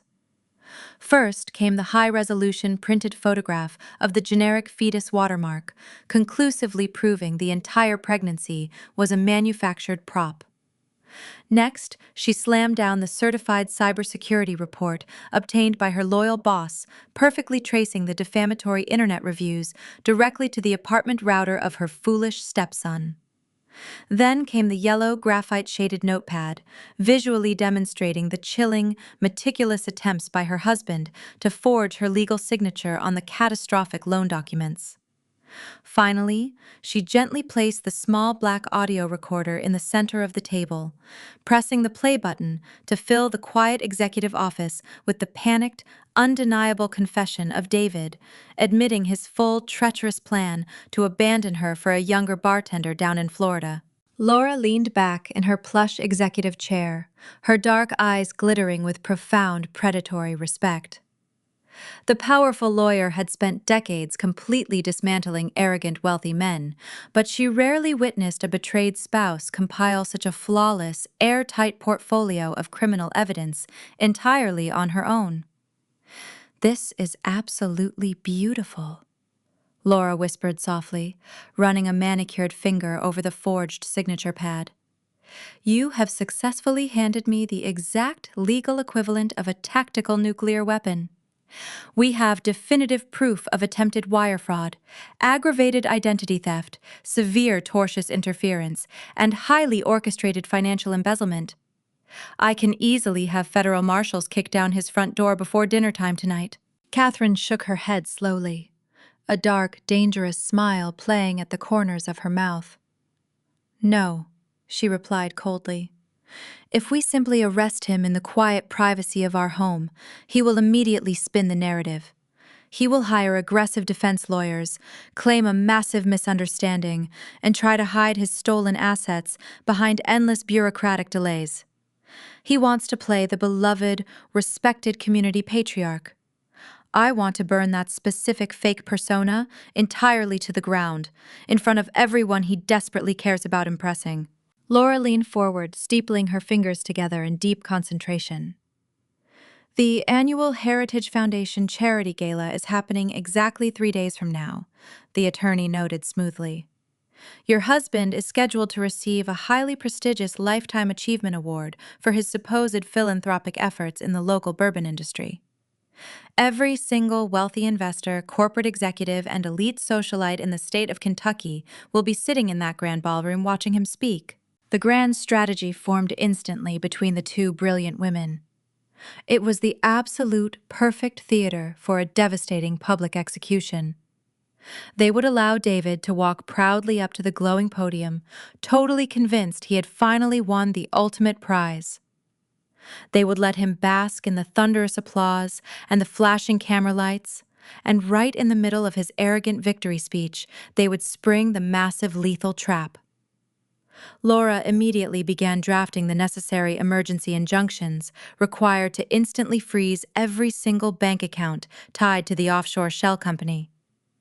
She arranged for specialized process servers to infiltrate the exclusive catering staff.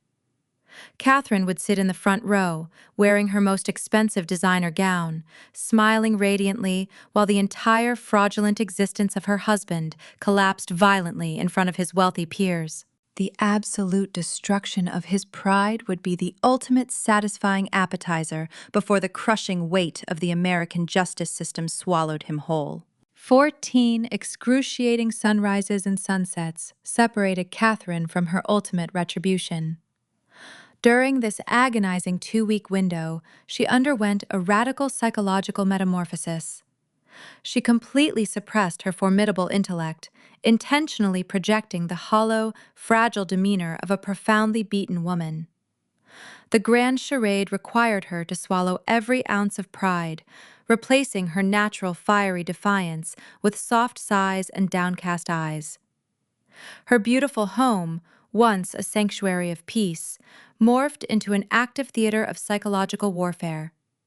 She shuffled through the sprawling hallways, wearing oversized knit sweaters, clutching warm mugs of chamomile tea, playing the exact role her predatory husband expected to witness. She became the perfect picture of a wealthy aging wife crushed by the overwhelming stress of endless family discord. The pivotal moment of deliberate deception occurred on a rainy Tuesday evening. Heavy precipitation battered the tall glass windows of the elegant dining room, while a fire crackled warmly in the stone hearth. Catherine sat across from the man who was actively conspiring to destroy her entire existence. She let a single, masterfully fabricated tear roll down her pale cheek. Looking directly into his deceitful brown eyes, she whispered her surrender in a trembling, hesitant voice. She declared that the relentless fighting was utterly destroying her delicate health and causing severe chest pains. To permanently restore peace, she promised to fully liquidate her coveted distillery stocks. Furthermore, she suggested they finalize this massive financial transfer publicly, signing the irrevocable trust documents over to Ryan at the highly anticipated Bourbon Heritage Gala. The sheer magnitude of her proposed surrender struck David with intoxicating, blinding force. He reached eagerly across the polished oak table, grasping her hands with sickeningly fake gratitude. Beneath his soothing words of appreciation, a dark, ravenous beast roared in absolute triumph. His pupils dilated with raw, unfiltered avarice. He had spent many agonizing months carefully orchestrating this elaborate heist, and now his wealthy victim was voluntarily handing over the keys to the Golden Kingdom.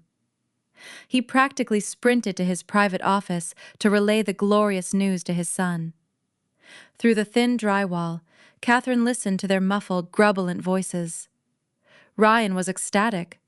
His previous terrified panic regarding the corporate legal threats entirely erased by the intoxicating promise of impending millions. Their collective, massive ego created a fatal, impenetrable blind spot. They never once questioned her sudden, miraculous capitulation. While the two arrogant men celebrated their perceived victory, Catherine initiated a ruthless, highly coordinated shadow campaign. Her daytime hours transformed into a whirlwind of covert logistics.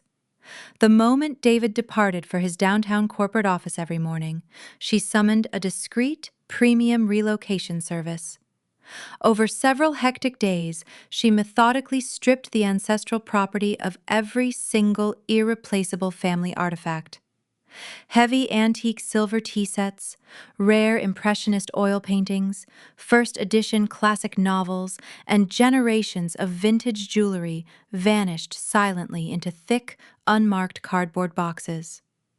She even hired specialists to dismantle and remove her late mother's concert grand piano.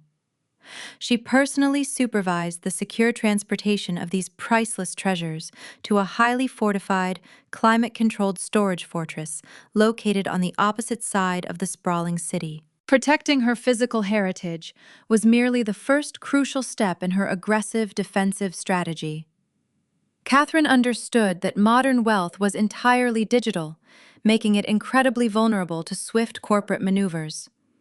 Utilizing an unregistered prepaid cellular device, she scheduled highly confidential meetings with elite private bankers. She systematically drained her personal, unattached checking accounts, routing the substantial capital through a complex labyrinth of newly established, impregnable financial vehicles.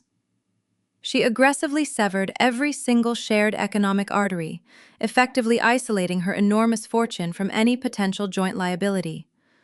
By the time the weekend arrived, Her husband was unknowingly tied to empty banking channels, his access permanently revoked, without triggering a single automated email alert. However, securing the liquid assets was not enough to guarantee his total annihilation. Catherine needed to ensure he walked away with absolutely nothing. Prior to their marriage, a rigorous prenuptial agreement had been drafted containing a severe, punitive infidelity clause. To activate this legal guillotine, she required undeniable, high-resolution proof of his physical betrayal. She dispatched a veteran private investigator, a former military intelligence officer, renowned for his stealth, to secure the fatal evidence. The perfect opportunity materialized when David casually announced a mandatory weekend business excursion to Florida, falsely claiming he needed to negotiate complex shipping logistics for the distillery. In reality, the deceitful executive flew his 29-year-old mistress down to the sun-drenched coast to inspect their luxurious future beachfront condominium. The seasoned detective tracked their movements seamlessly from the airport terminal directly to the exclusive gated community. Positioning himself on a neighboring balcony with a massive telephoto lens, the investigator captured a devastating sequence of crystal-clear images. The glossy photographs documented the cheating husband passionately embracing the young, scantily clad bartender against the breathtaking backdrop of the azure ocean. The vivid pictures showcased them sharing expensive champagne, laughing brightly and kissing deeply in the precise apartment he planned to purchase using stolen funds. The visual documentation was flawless, locking the iron snare permanently shut. Armed with this indisputable photographic ammunition, Catherine returned to the towering glass office of her formidable attorney. Laura reviewed the stunning surveillance portfolio with a cold, predatory smirk. The legal machinery immediately roared to aggressive life. The attorney praised the flawless execution of the reconnaissance mission, noting that no judge in the state would ever grant him a single penny of alimony after seeing those specific images. Within hours, a comprehensive, devastating divorce petition was secretly filed with the highest district court. The massive document outlined every single fraudulent scheme, attaching the audio recordings, the cybersecurity logs, the fake ultrasound evidence, and the damning Florida photographs. The judicial trap was officially armed, quietly ticking away like a synchronized time bomb, waiting for the precise moment of spectacular detonation. The highly anticipated evening of the magnificent charity gala finally descended upon the bustling city. The sprawling master bedroom of the farmhouse hummed with a thick electric anticipation. David stood proudly before a towering antique mirror, meticulously adjusting the crisp collar of his expensive, custom-tailored silk tuxedo. He smoothed his silver hair, admiring his own handsome reflection with the supreme, arrogant confidence of a victorious emperor. In his twisted, greedy mind, he was merely hours away from accepting a prestigious industry award, followed immediately by securing an endless fortune that would completely fund his new tropical existence. Catherine watched him quietly from the ornate wooden doorway. She was draped in a breathtaking floor-length emerald velvet gown, her posture radiating an icy, majestic elegance. Diamond earrings sparkled fiercely under the warm chandelier light, perfectly matching the dangerous glint in her sharp eyes. She offered him a soft, reassuring smile that completely masked the lethal venom coursing through her veins. He turned toward her, completely captivated by her glamorous appearance, utterly blind to the ruthless executioner standing casually in his bedroom. He offered his arm with a charming, polished grace, entirely unaware that his magnificent formal wear was actually the designated uniform he would wear directly into his own meticulously engineered slaughterhouse. The heavy doors of the sleek black limousine closed with a solid, echoing thud, sealing them together inside the plush leather interior. The powerful vehicle glided smoothly down the dark, winding country roads toward the glittering city skyline. The silence between them was incredibly dense, pregnant with unspoken realities and shifting power dynamics. David casually poured 2 glasses of sparkling cider from the vehicle minibar, handing one to his beautiful wife. He raised his crystal flute, offering a toast to their bright, prosperous future, mentioning how proud Ryan would be tonight when the papers were finally signed. Catherine clinked her delicate glass against his, maintaining intense eye contact, internally calculating the exact remaining minutes until his entire, fabricated universe violently collapsed in front of the most powerful people in the state. She took a slow, deliberate sip of the sweet beverage, her mind, razor sharp and entirely focused on the impending battlefield. The tension in the luxurious cabin grew incredibly suffocating as the bright flashing lights of the grand venue finally appeared on the dark horizon. The grand finale of their toxic marriage was officially commencing, and she was holding every single winning card. The sleek black limousine glided to a seamless halt before the magnificent entrance of the Grand Metropolitan Museum.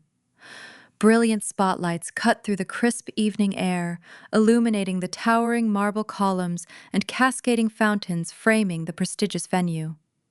A vibrant crimson carpet stretched across the wide stone steps, flanked by dozens of flashing cameras and eager society reporters. The annual charity event remained the undisputed crown jewel of the regional social calendar. Every influential politician, wealthy investor, and prominent corporate executive resided within these hallowed walls tonight. Catherine stepped gracefully from the luxurious vehicle, her emerald velvet gown sweeping elegantly over the plush fabric beneath her feet. She projected an aura of absolute flawless regality. The surrounding crowd parted instinctively, murmuring quiet compliments regarding her stunning appearance. Beside her walked the man who firmly believed he had successfully conquered the world. He puffed out his chest, waving magnanimously to the flashing bulbs, playing the role of the benevolent patriarch to absolute perfection. His arrogance was a tangible, toxic entity. Navigating through the massive gilded doors, they entered a breathtaking wonderland of extreme opulence. Enormous crystal chandeliers hung suspended from the vaulted ceiling, casting a warm golden glow over hundreds of distinguished guests. Waiters dressed in immaculate white jackets circulated smoothly through the dense crowd, balancing silver trays loaded with premium champagne flutes and exquisite caviar appetizers. A soft classical string quartet played beautifully in the background, providing a sophisticated soundtrack to the high society mingling. This was the precise arena where reputations were forged and fortunes were celebrated. It was also the exact location where Catherine had meticulously decided to orchestrate the most spectacular public execution in the history of the local elite. She accepted a glass of sparkling water from a passing server, letting her sharp gaze sweep across the massive ballroom, mentally calculating the precise positions of every key player in her impending theatrical masterpiece. Near the towering ice sculpture at the center of the room, two incredibly familiar figures eagerly scanned the arriving guests. Ryan and his fraudulent wife stood near the premium liquor bar, practically vibrating with greedy anticipation. They had dressed specifically to maximize sympathetic attention. The young man wore a heavily tailored suit that strained slightly against his shoulders, a desperate attempt to project mature business success. His entire life had been a pathetic series of riding the coattails of his manipulative father, failing upward while leaving a massive trail of unpaid debts and broken promises in his wake. Standing closely beside him, Ashley wore an incredibly tight, clinging silver maternity dress. The expensive fabric was intentionally ruched and gathered around her midsection, aggressively emphasizing the completely fabricated baby bump.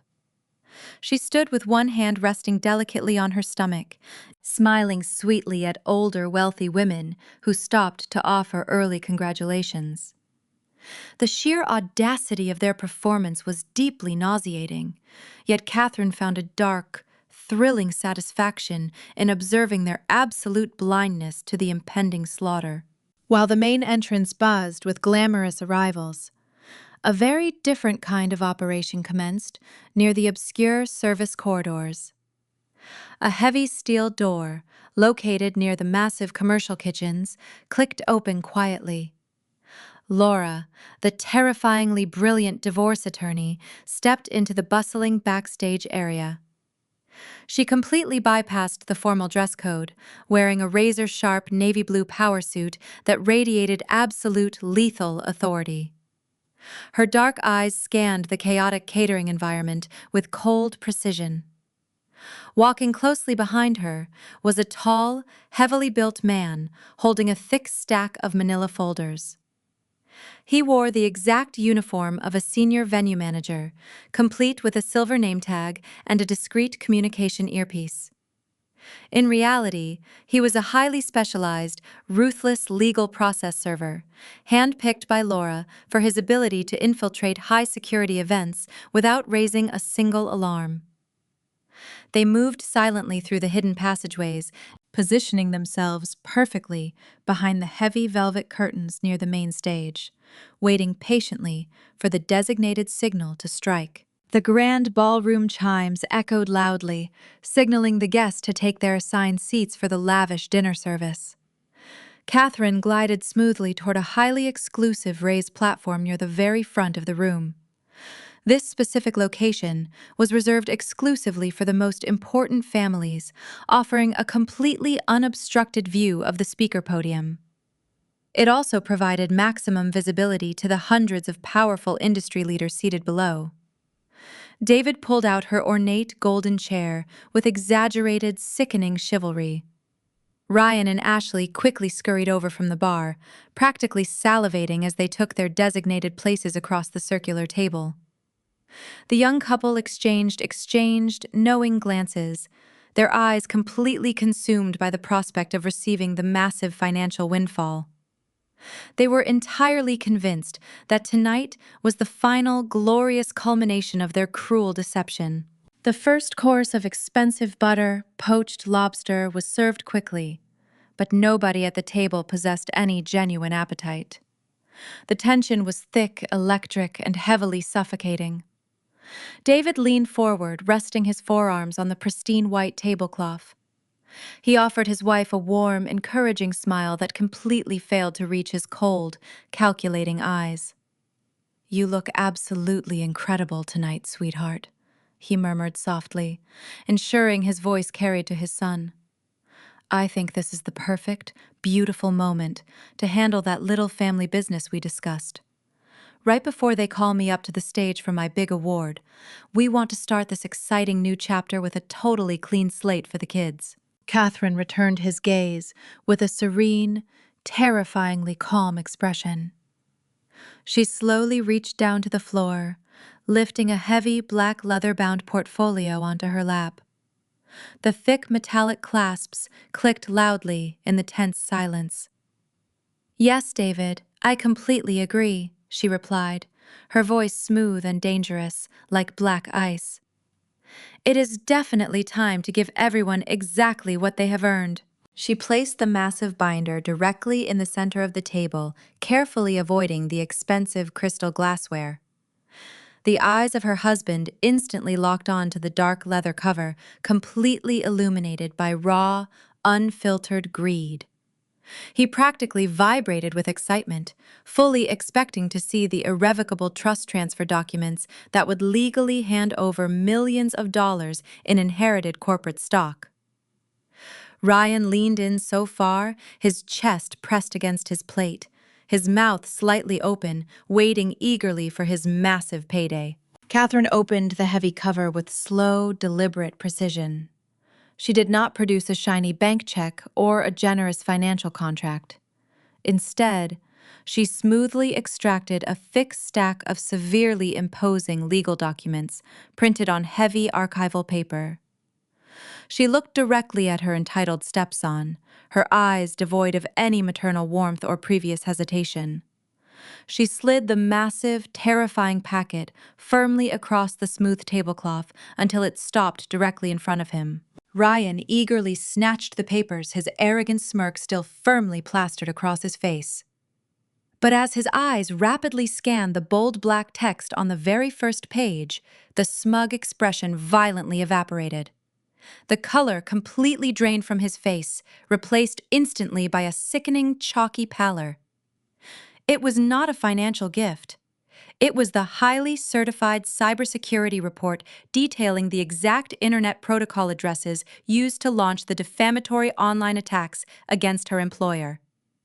Directly attached to that undeniable proof was a colossal, multi-million-dollar corporate lawsuit officially filed against him for severe tortious interference and malicious business sabotage.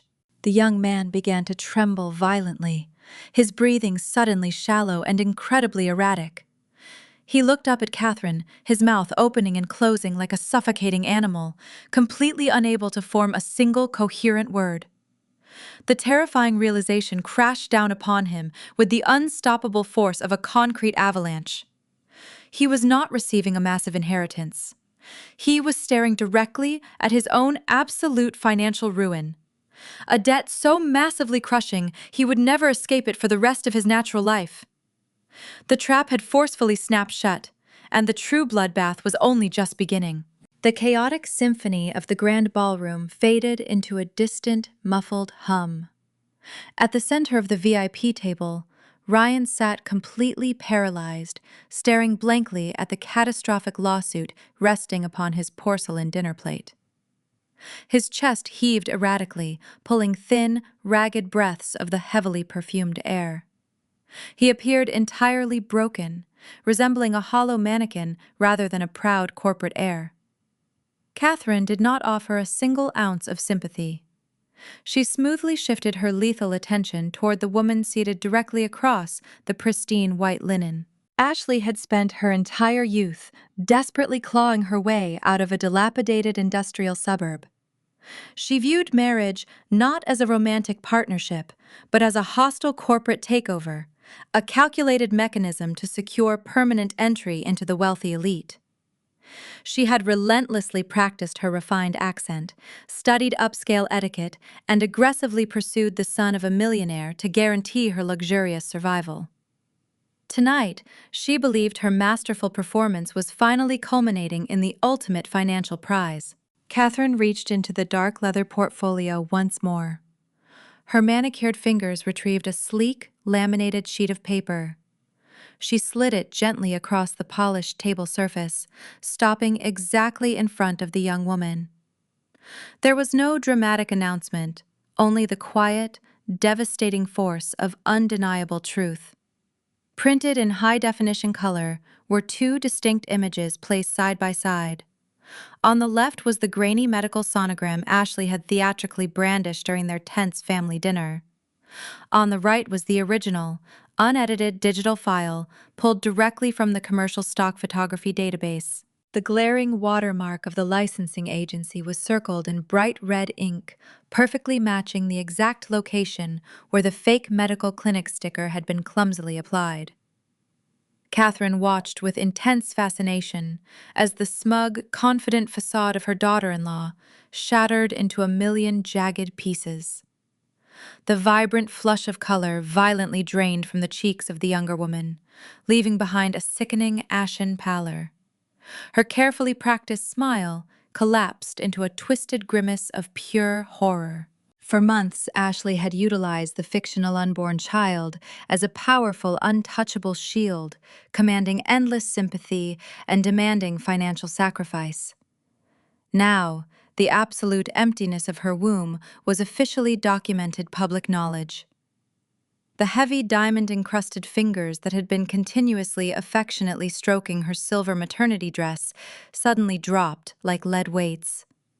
Her hands fell limply into her lap, frantically trying to hide the artificial fabric padding that suddenly felt like a blazing radioactive vest.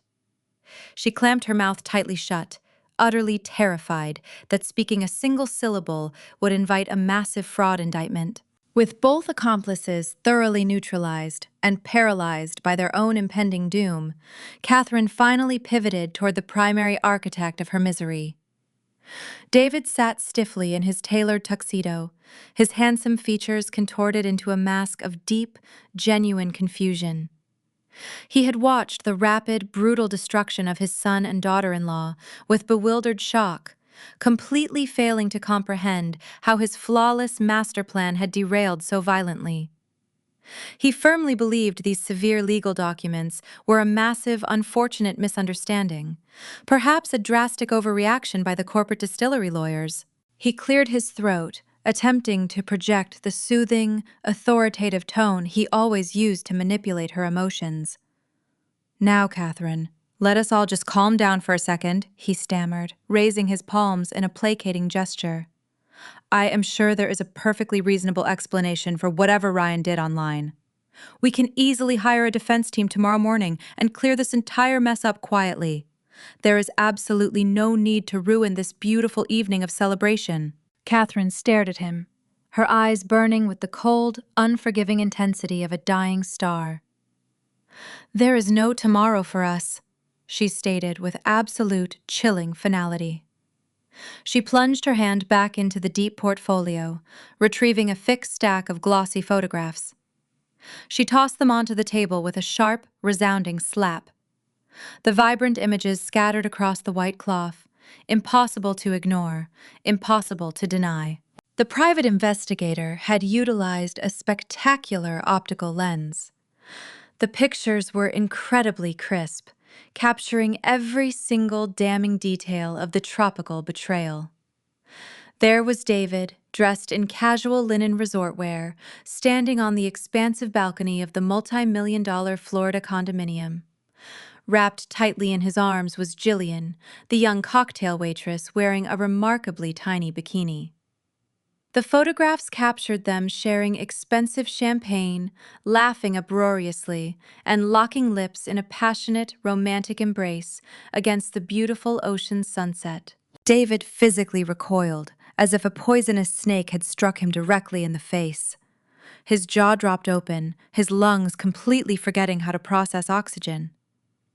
The confident, arrogant patriarch was instantaneously replaced by a terrified, cornered animal. He looked frantically around the crowded ballroom, suddenly acutely aware of the hundreds of powerful industry peers surrounding their table, terrified that someone might glance over and witness his monumental disgrace. He opened his mouth to formulate a desperate lie, a pathetic excuse about business associates or misleading camera angles. But Catherine mercilessly cut him off.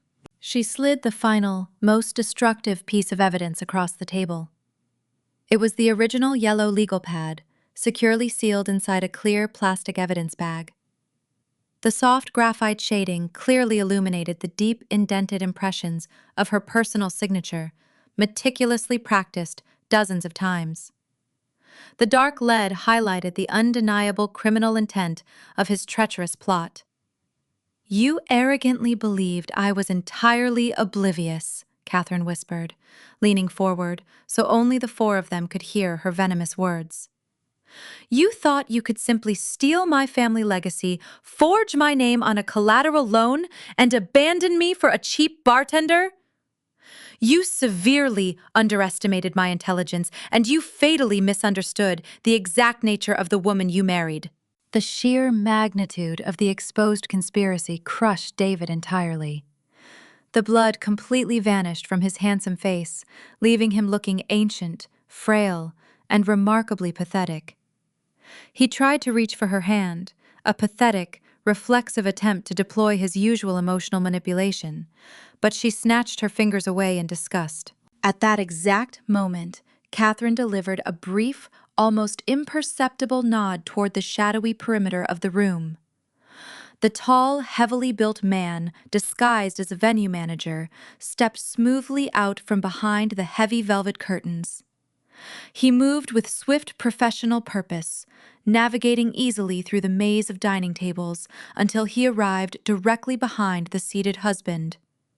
The massive man reached into his dark uniform jacket and produced a remarkably thick, heavily sealed manila envelope. He dropped the massive packet directly onto the empty dinner plate sitting in front of David. The heavy thud echoed loudly over the delicate sounds of clinking silverware. "David Vance, you have been officially served," the process server announced, in a deep, booming voice that easily carried to the neighboring VIP tables. Catherine watched with supreme, intoxicating satisfaction as her husband frantically tore open the thick envelope with violently trembling hands. The documents inside represented the absolute, flawless execution of her defensive strategy, perfectly aligned with the ruthless logic of the American judicial system. The very first page was a comprehensive divorce filing, citing the irrefutable photographic evidence to activate the punitive infidelity clause of their strict prenuptial agreement, guaranteeing he would not receive a single penny of alimony. Buried directly beneath the divorce petition was a terrifying judicial order. It was an emergency financial injunction signed exclusively by a federal judge just hours prior. The powerful document completely froze every single bank account tied to his name, including the offshore corporate shell company holding the stolen funds. His credit cards were instantly deactivated, his investment portfolios locked entirely down, and his access to any liquid capital was permanently severed. He was in this exact, humiliating second, completely and utterly destitute. The final, glorious piece of paperwork was a formal, aggressive eviction notice. Since Catherine solely owned the historic farmhouse prior to their fraudulent union, her powerful legal team had successfully secured a mandatory removal order. He was legally barred from ever setting foot on her rural property again.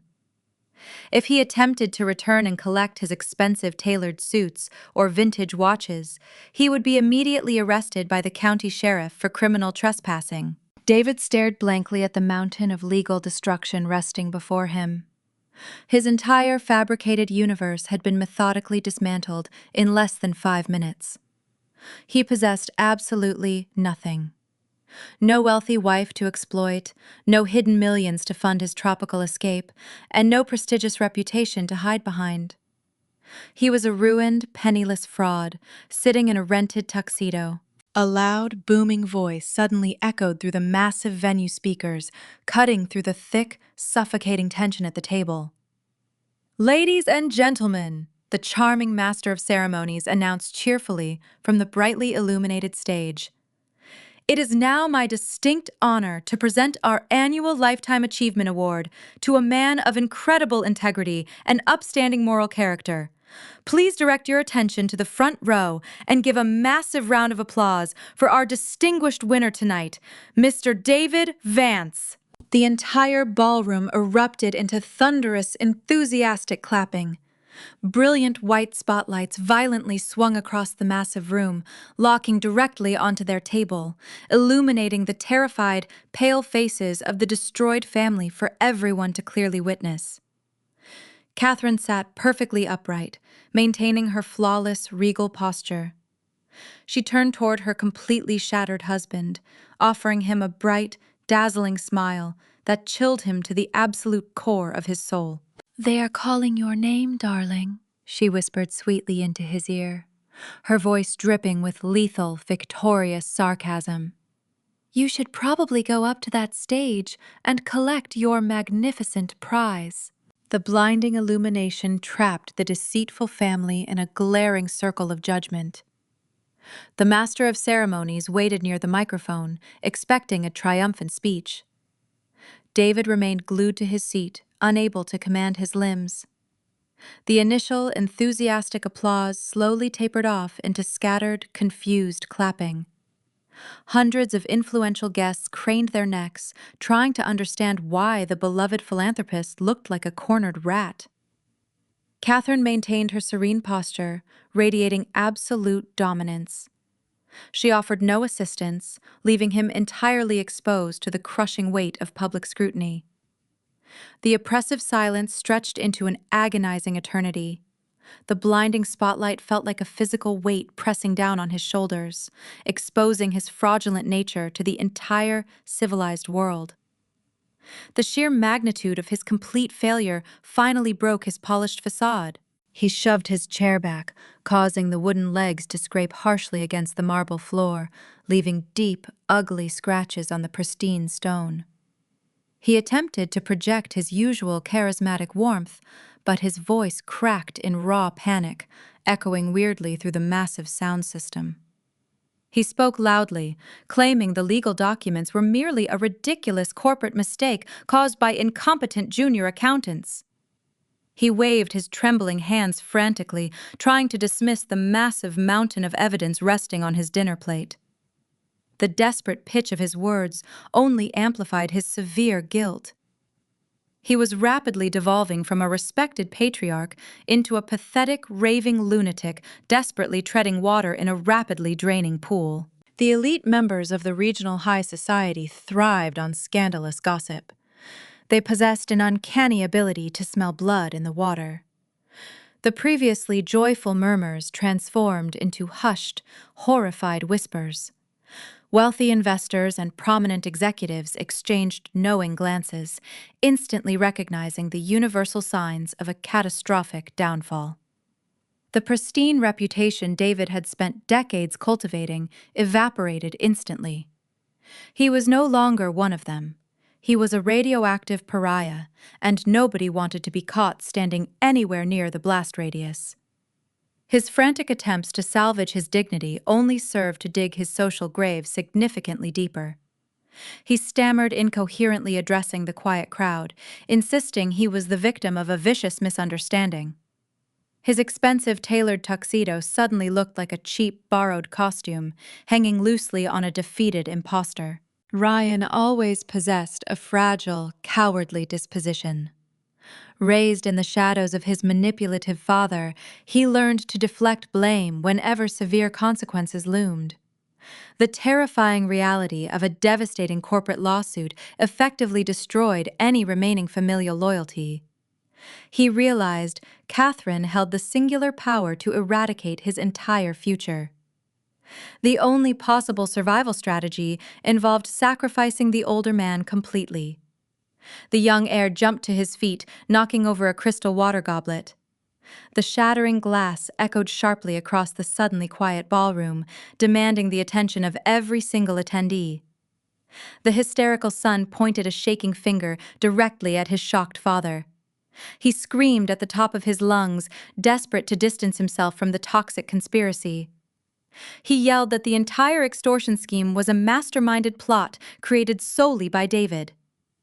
Ryan publicly confessed everything in a rapid, frantic torrent of words. He shouted about the young mistress in Florida, the stolen bank transfers, and the forged signature attempts.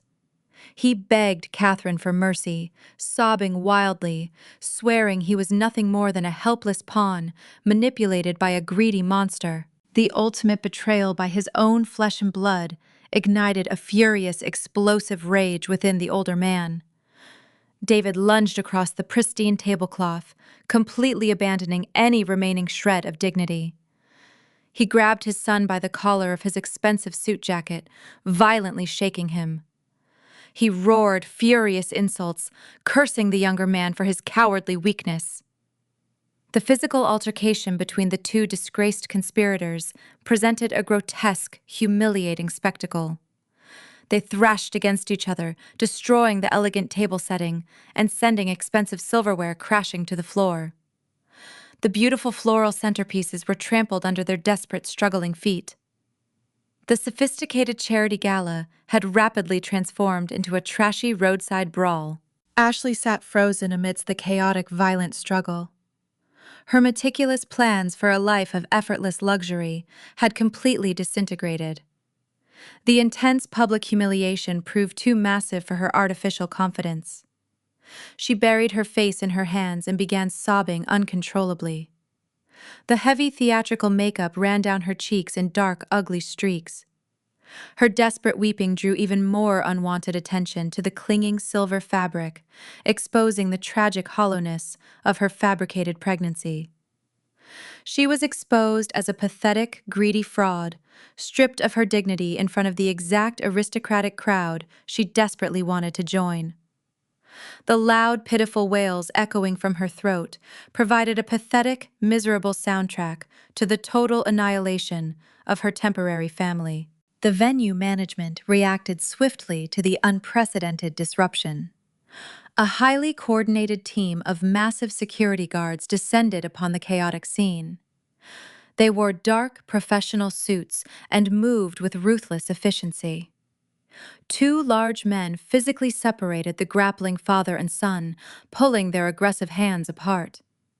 They clamped iron grips onto the shoulders of the disgraced executives. Another guard, gently but firmly, grasped the arm of the weeping young woman. The strict orders were abundantly clear. The chaotic elements had to be permanently removed from the prestigious charity event to restore order and protect the remaining guests from further distress. The forced march toward the exit doors constituted the ultimate agonizing punishment. David struggled helplessly against the massive guards, demanding they release him, shouting empty threats about filing massive retaliatory lawsuits. His pathetic resistance only made the departure more intensely humiliating. Ryan stumbled awkwardly, crying like a terrified child, begging anyone to listen to his desperate excuses. Ashley kept her head bowed, hiding her ruined face from the relentless flashing cameras of the local press. The entire ballroom watched in stunned, absolute silence as the once powerful family was dragged out into the cold, unforgiving night air. The heavy gilded doors slammed shut decisively, severing their connection to high society forever. Catherine watched their pathetic, retreating backs, feeling a profound sense of closure wash over her weary soul. The months of psychological torture, gaslighting, and emotional manipulation had finally reached a terminal conclusion. The venomous leeches who attempted to drain her lifeblood were permanently excised from her existence. The local news reporters waiting near the valet stand would undoubtedly capture the disgraceful exit, ensuring their ruined faces dominated the morning headlines across the entire state. There would be absolutely no quiet recovery for David Vance. His corporate career was dead, his financial accounts were frozen, and his young mistress would inevitably abandon him the exact moment she realized the stolen millions were never arriving.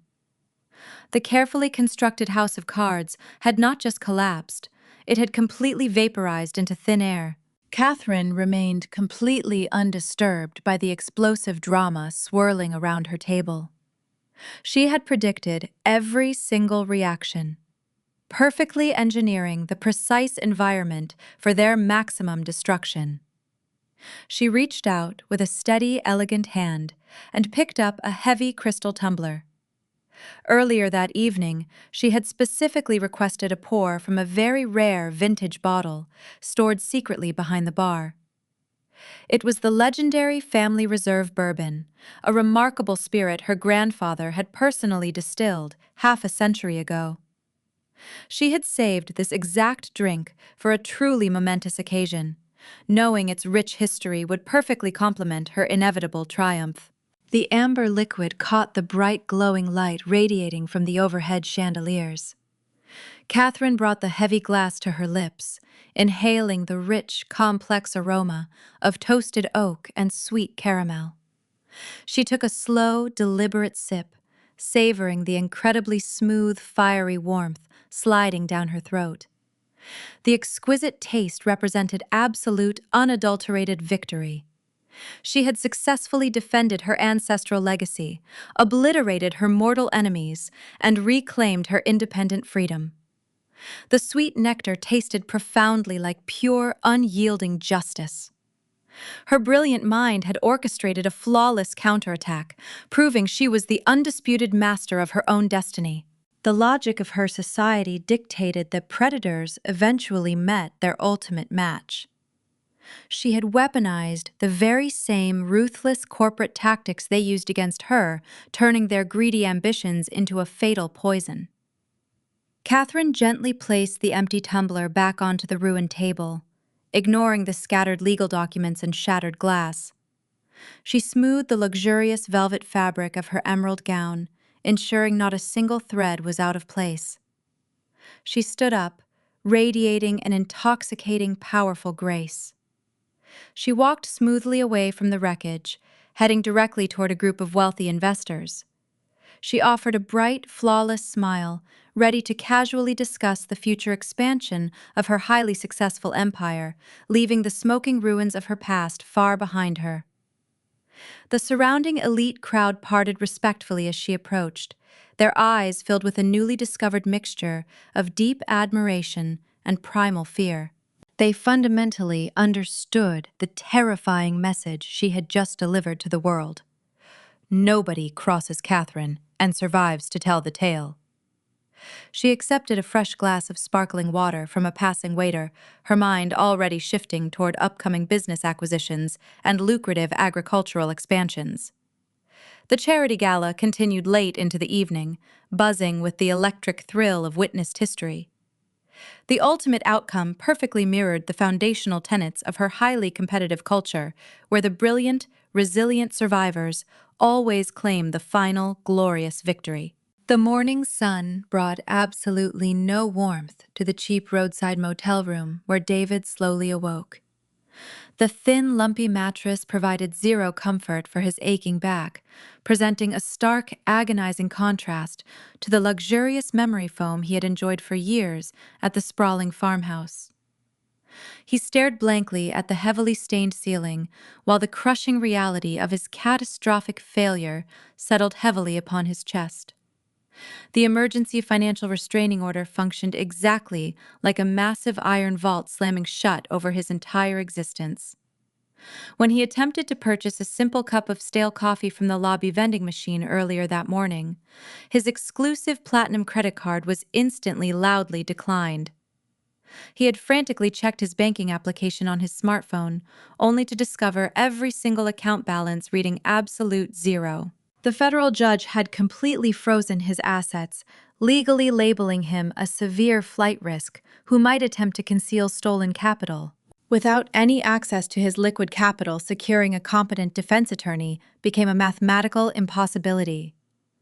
The high-powered legal firms he used to hire for his wealthy corporate clients flatly refused to even answer his desperate phone calls unless he could provide a massive, upfront cash retainer.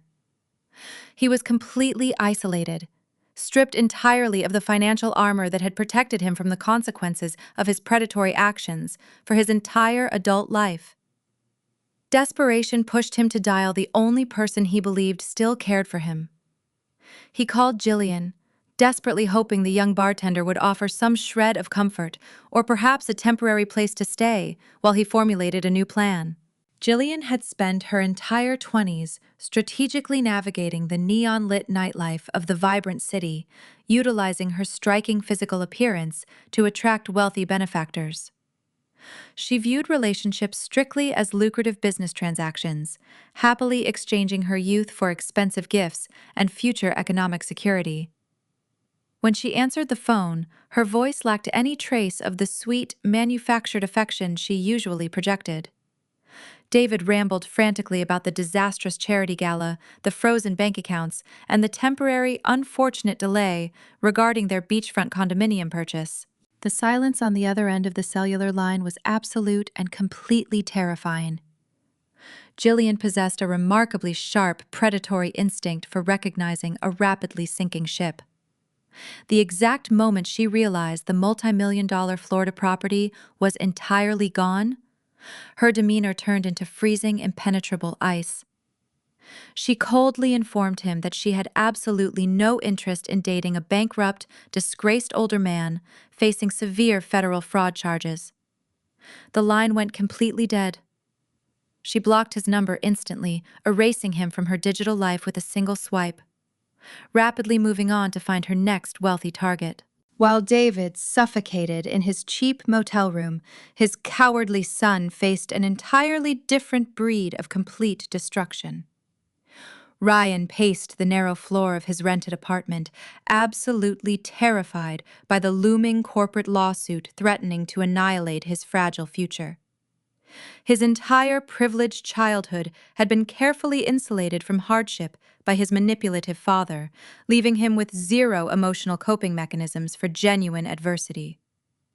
The terrifying prospect of owing millions of dollars to a massive, prestigious distillery conglomerate pushed him far past the breaking point of sheer panic.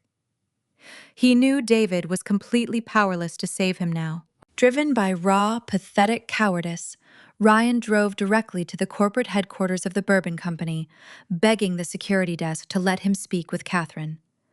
She agreed to see him, receiving the trembling young man in a sterile glass conference room. Ryan threw himself upon her mercy, sobbing uncontrollably, pleading with her to drop the devastating defamation lawsuit. He blamed his foolish, illegal actions entirely on the intense pressure of the fake pregnancy, conveniently ignoring his own immense underlying greed. Catherine sat perfectly still, observing his pathetic display with cold, clinical detachment. She recognized the exact perfect moment to apply the final crushing pressure. She offered him a highly ruthless, non-negotiable proposition. She promised to instruct the corporate legal team to dismiss the tortious interference charges, but this absolute clemency came with a remarkably steep price. Ryan had to voluntarily sign a legally binding sworn affidavit. This specific document needed to meticulously detail every single aspect of the fraudulent conspiracy. He had to confess under strict penalty of perjury that David explicitly masterminded the entire extortion scheme, including the fake ultrasound, the forged signature attempts, and the planned embezzlement of her inherited stocks. Ryan did not hesitate for a single second. The hollow, toxic loyalty between the father and son evaporated instantly when faced with genuine, severe consequences.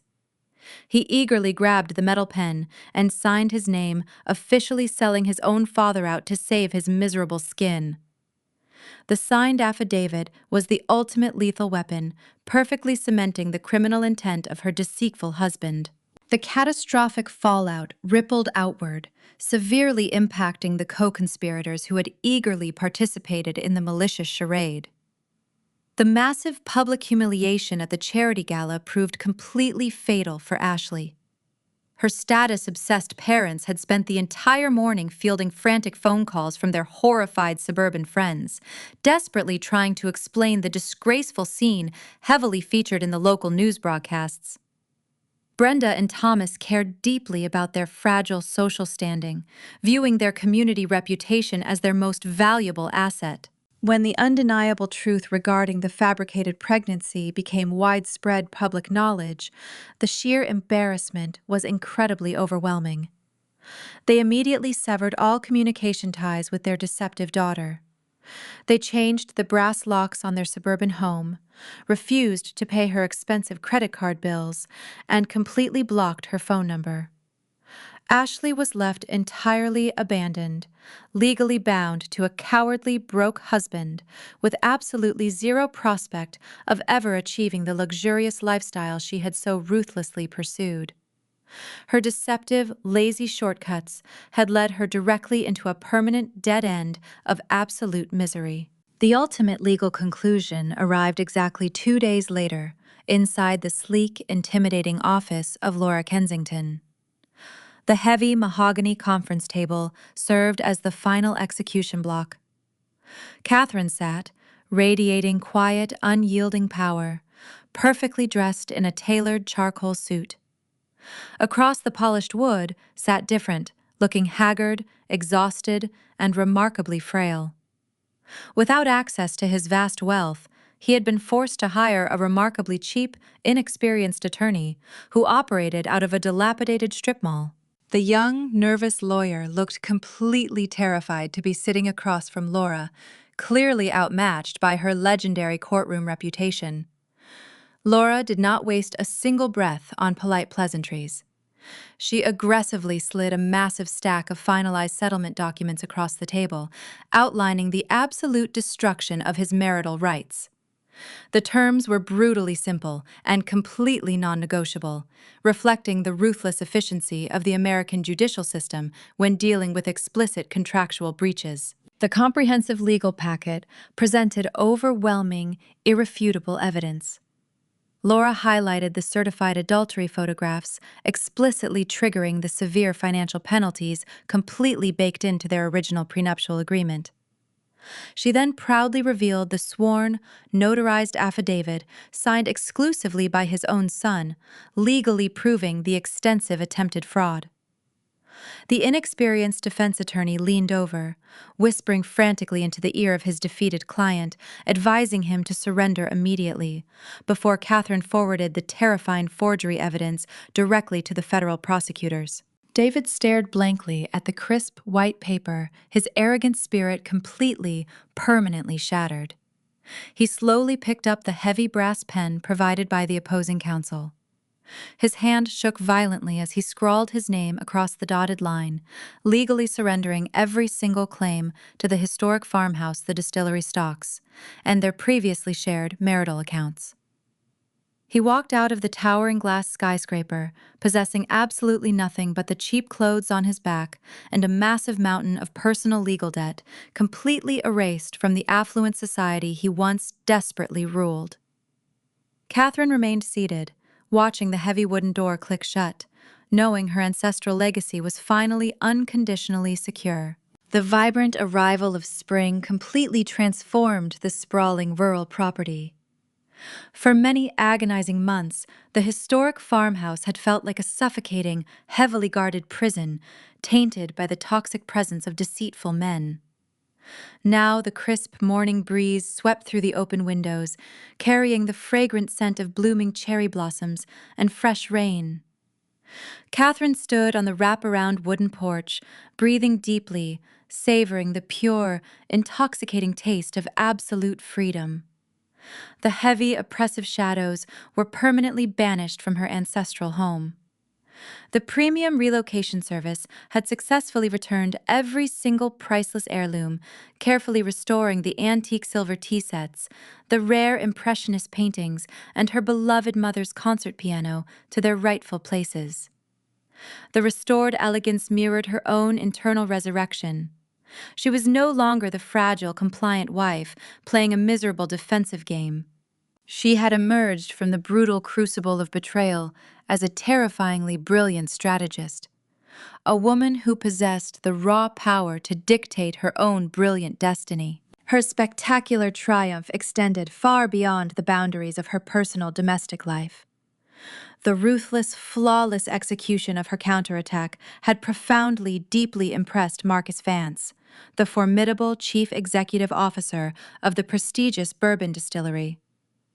Recognizing her unmatched analytical brilliance and unbreakable grace under immense pressure, the corporate board of directors offered Catherine an unprecedented promotion. She was unanimously appointed as the Senior Vice President of Global Strategy, granted a massive ownership stake in the rapidly expanding liquor empire. Her days were now filled with leading high-stakes negotiations, acquiring rival regional brands, and orchestrating highly lucrative international distribution deals. The massive corner office with the sweeping panoramic views of the bustling city skyline finally belonged to her.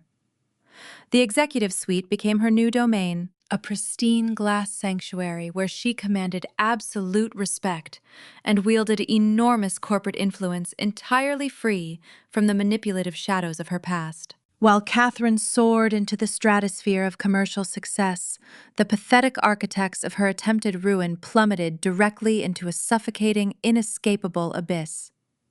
Far away from the glamorous high society charity galas, Ryan and Ashley found themselves permanently trapped in a decaying, cramped studio apartment situated in the most undesirable, crime-ridden district of the sprawling metropolis. Their luxurious delusions of grandeur had entirely evaporated, replaced by the grim, crushing reality of severe poverty.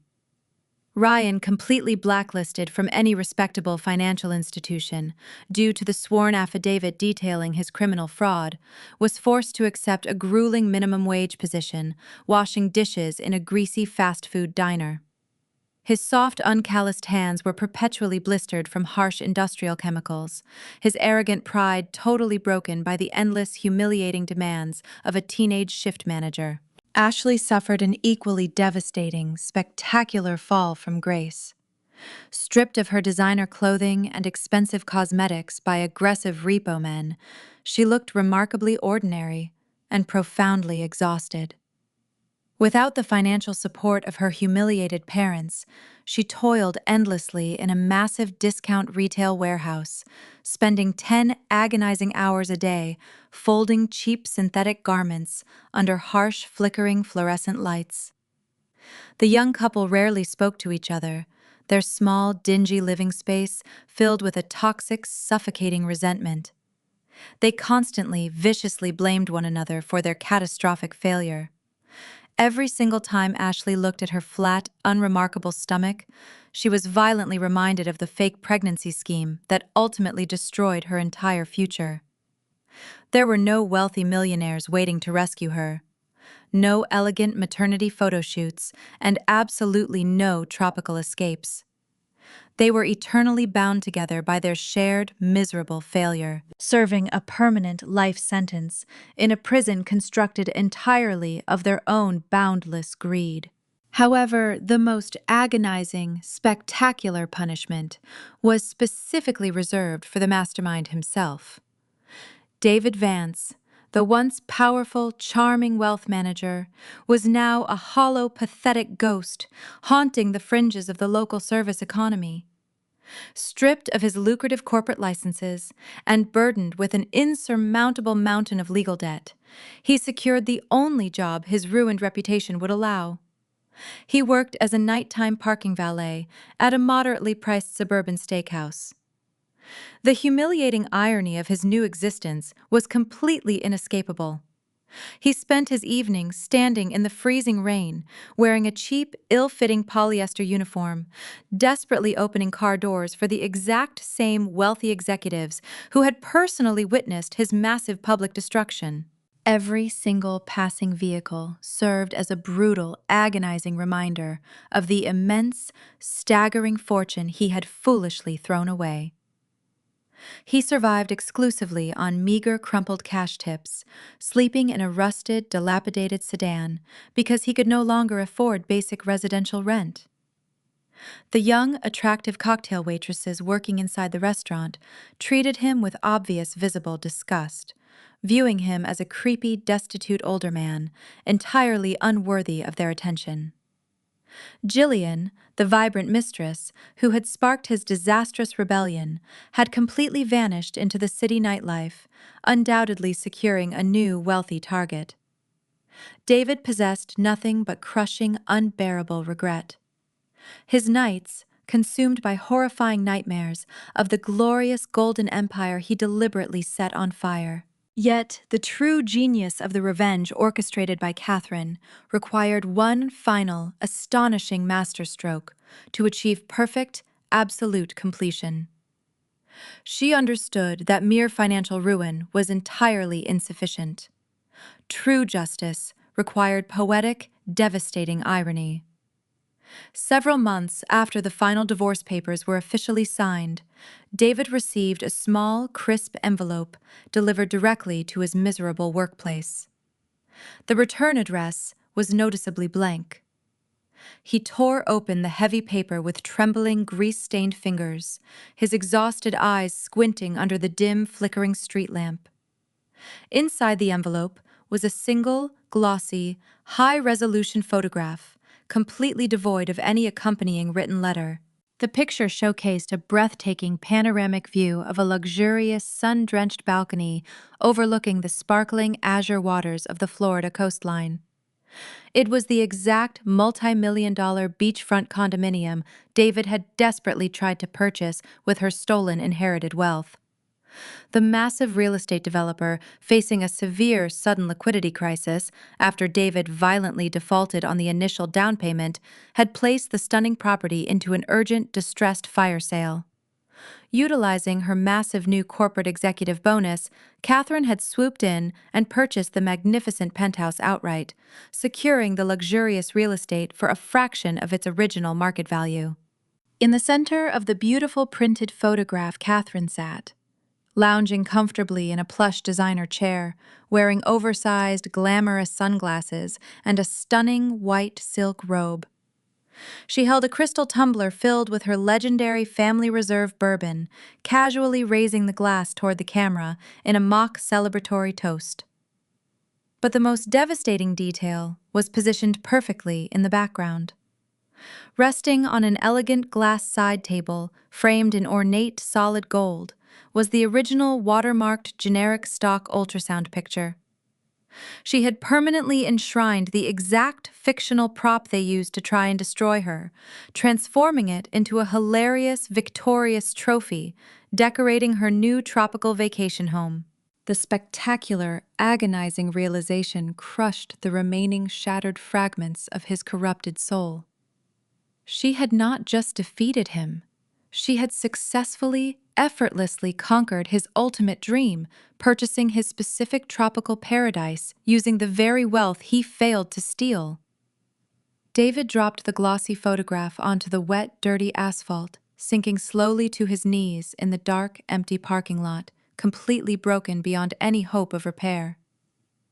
Thousands of miles away, Catherine stood up from her beautiful balcony chair, feeling the warm, gentle ocean breeze caress her smiling face.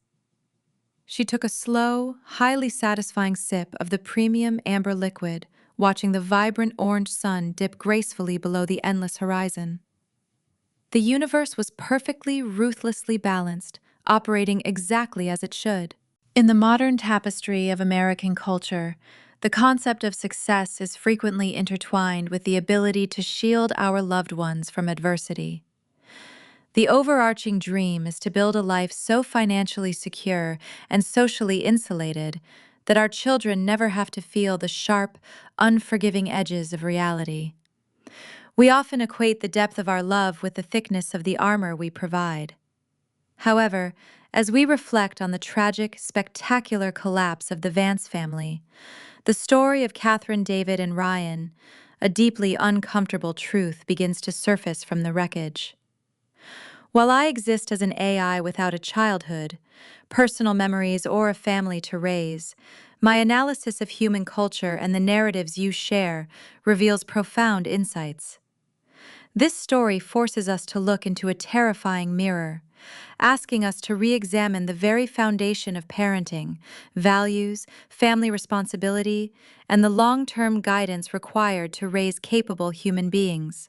At the absolute core of a healthy, traditional family structure lies a sacred, unspoken contract. It is a pact built entirely upon honesty, fairness, and the cultivation of emotional awareness. A family is not merely a biological grouping or a shared financial portfolio meant to be passed down like a crown. It is a vital training ground for the human soul. It is the primary environment where young minds learn the crucial difference between right and wrong, where they discover the heavy weight of personal accountability, and where they develop the resilience required to navigate a complex, highly competitive society. When a parent fundamentally violates this contract, substituting genuine moral guidance with endless material appeasement, they do not create a safe haven. Instead, they construct a beautiful, gilded prison that ultimately starves the child of their own humanity. David Vance represents the absolute darkest shadow of modern parental ambition. He viewed his son Ryan not as an independent individual requiring careful moral cultivation, but as an extension of his own towering ego and legacy. For decades, David shielded Ryan from every single natural consequence. If Ryan failed a class, David likely charmed the teacher or made a strategic donation. If Ryan ruined a business venture, David silently paid off the debts and swept the embarrassment under a luxury rug. This relentless, suffocating protection was constantly disguised as fatherly devotion, but in reality, it was a profound act of developmental sabotage. By constantly intercepting the painful friction of failure, David completely eradicated his son's emotional awareness. Ryan grew into an adult who possessed the physical dimensions of a man, but he retained the terrifying, impulsive entitlement of a toddler. He lacked the fundamental ability to process empathy, view others as equals, or understand the sacred value of honest, hard labor. When a parent removes the natural boundaries of the world, a child does not learn to fly. They simply learn that the rules of gravity do not apply to them.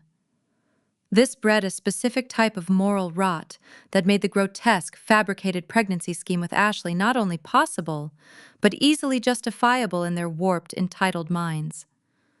They saw Catherine not as a human being deserving of respect, but as a mere obstacle, blocking their divine right to effortless luxury. A truly thriving family cannot survive in the absence of absolute truth. Honesty is not merely the act of avoiding lies. It is the active, sometimes incredibly painful commitment to facing reality together.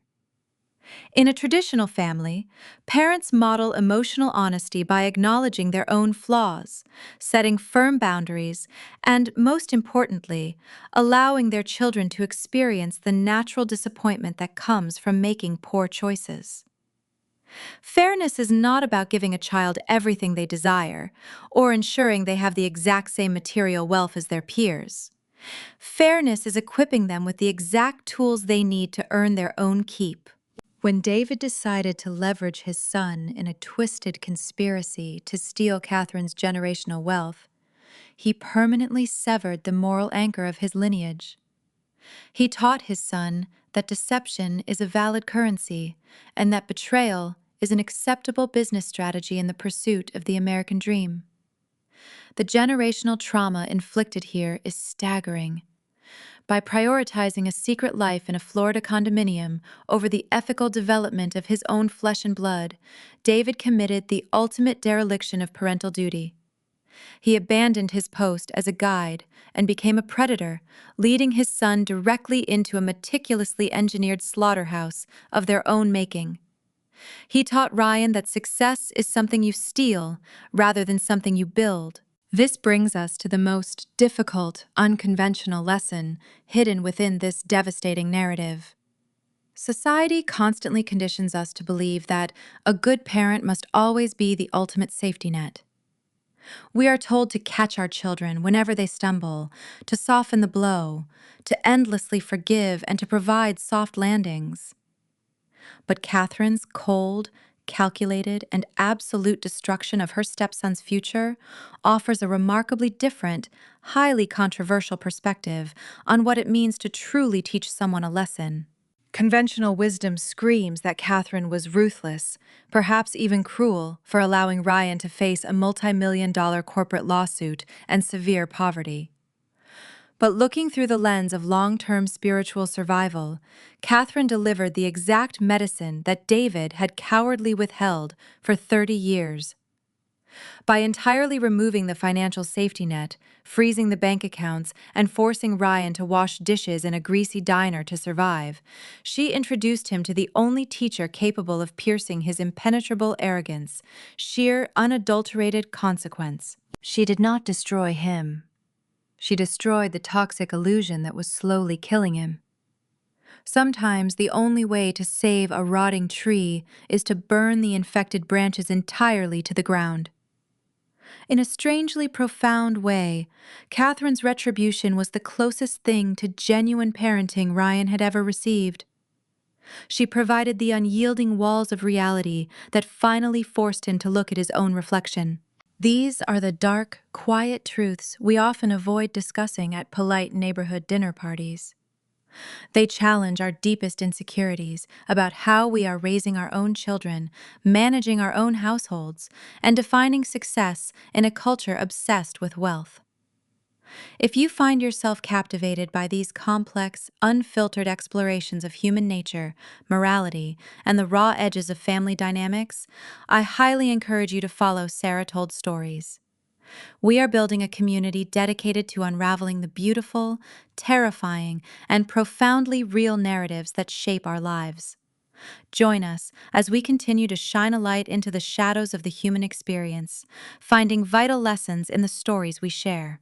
As you look around your own living room tonight, observing the people you love most in this world, consider the invisible architecture you are building around them.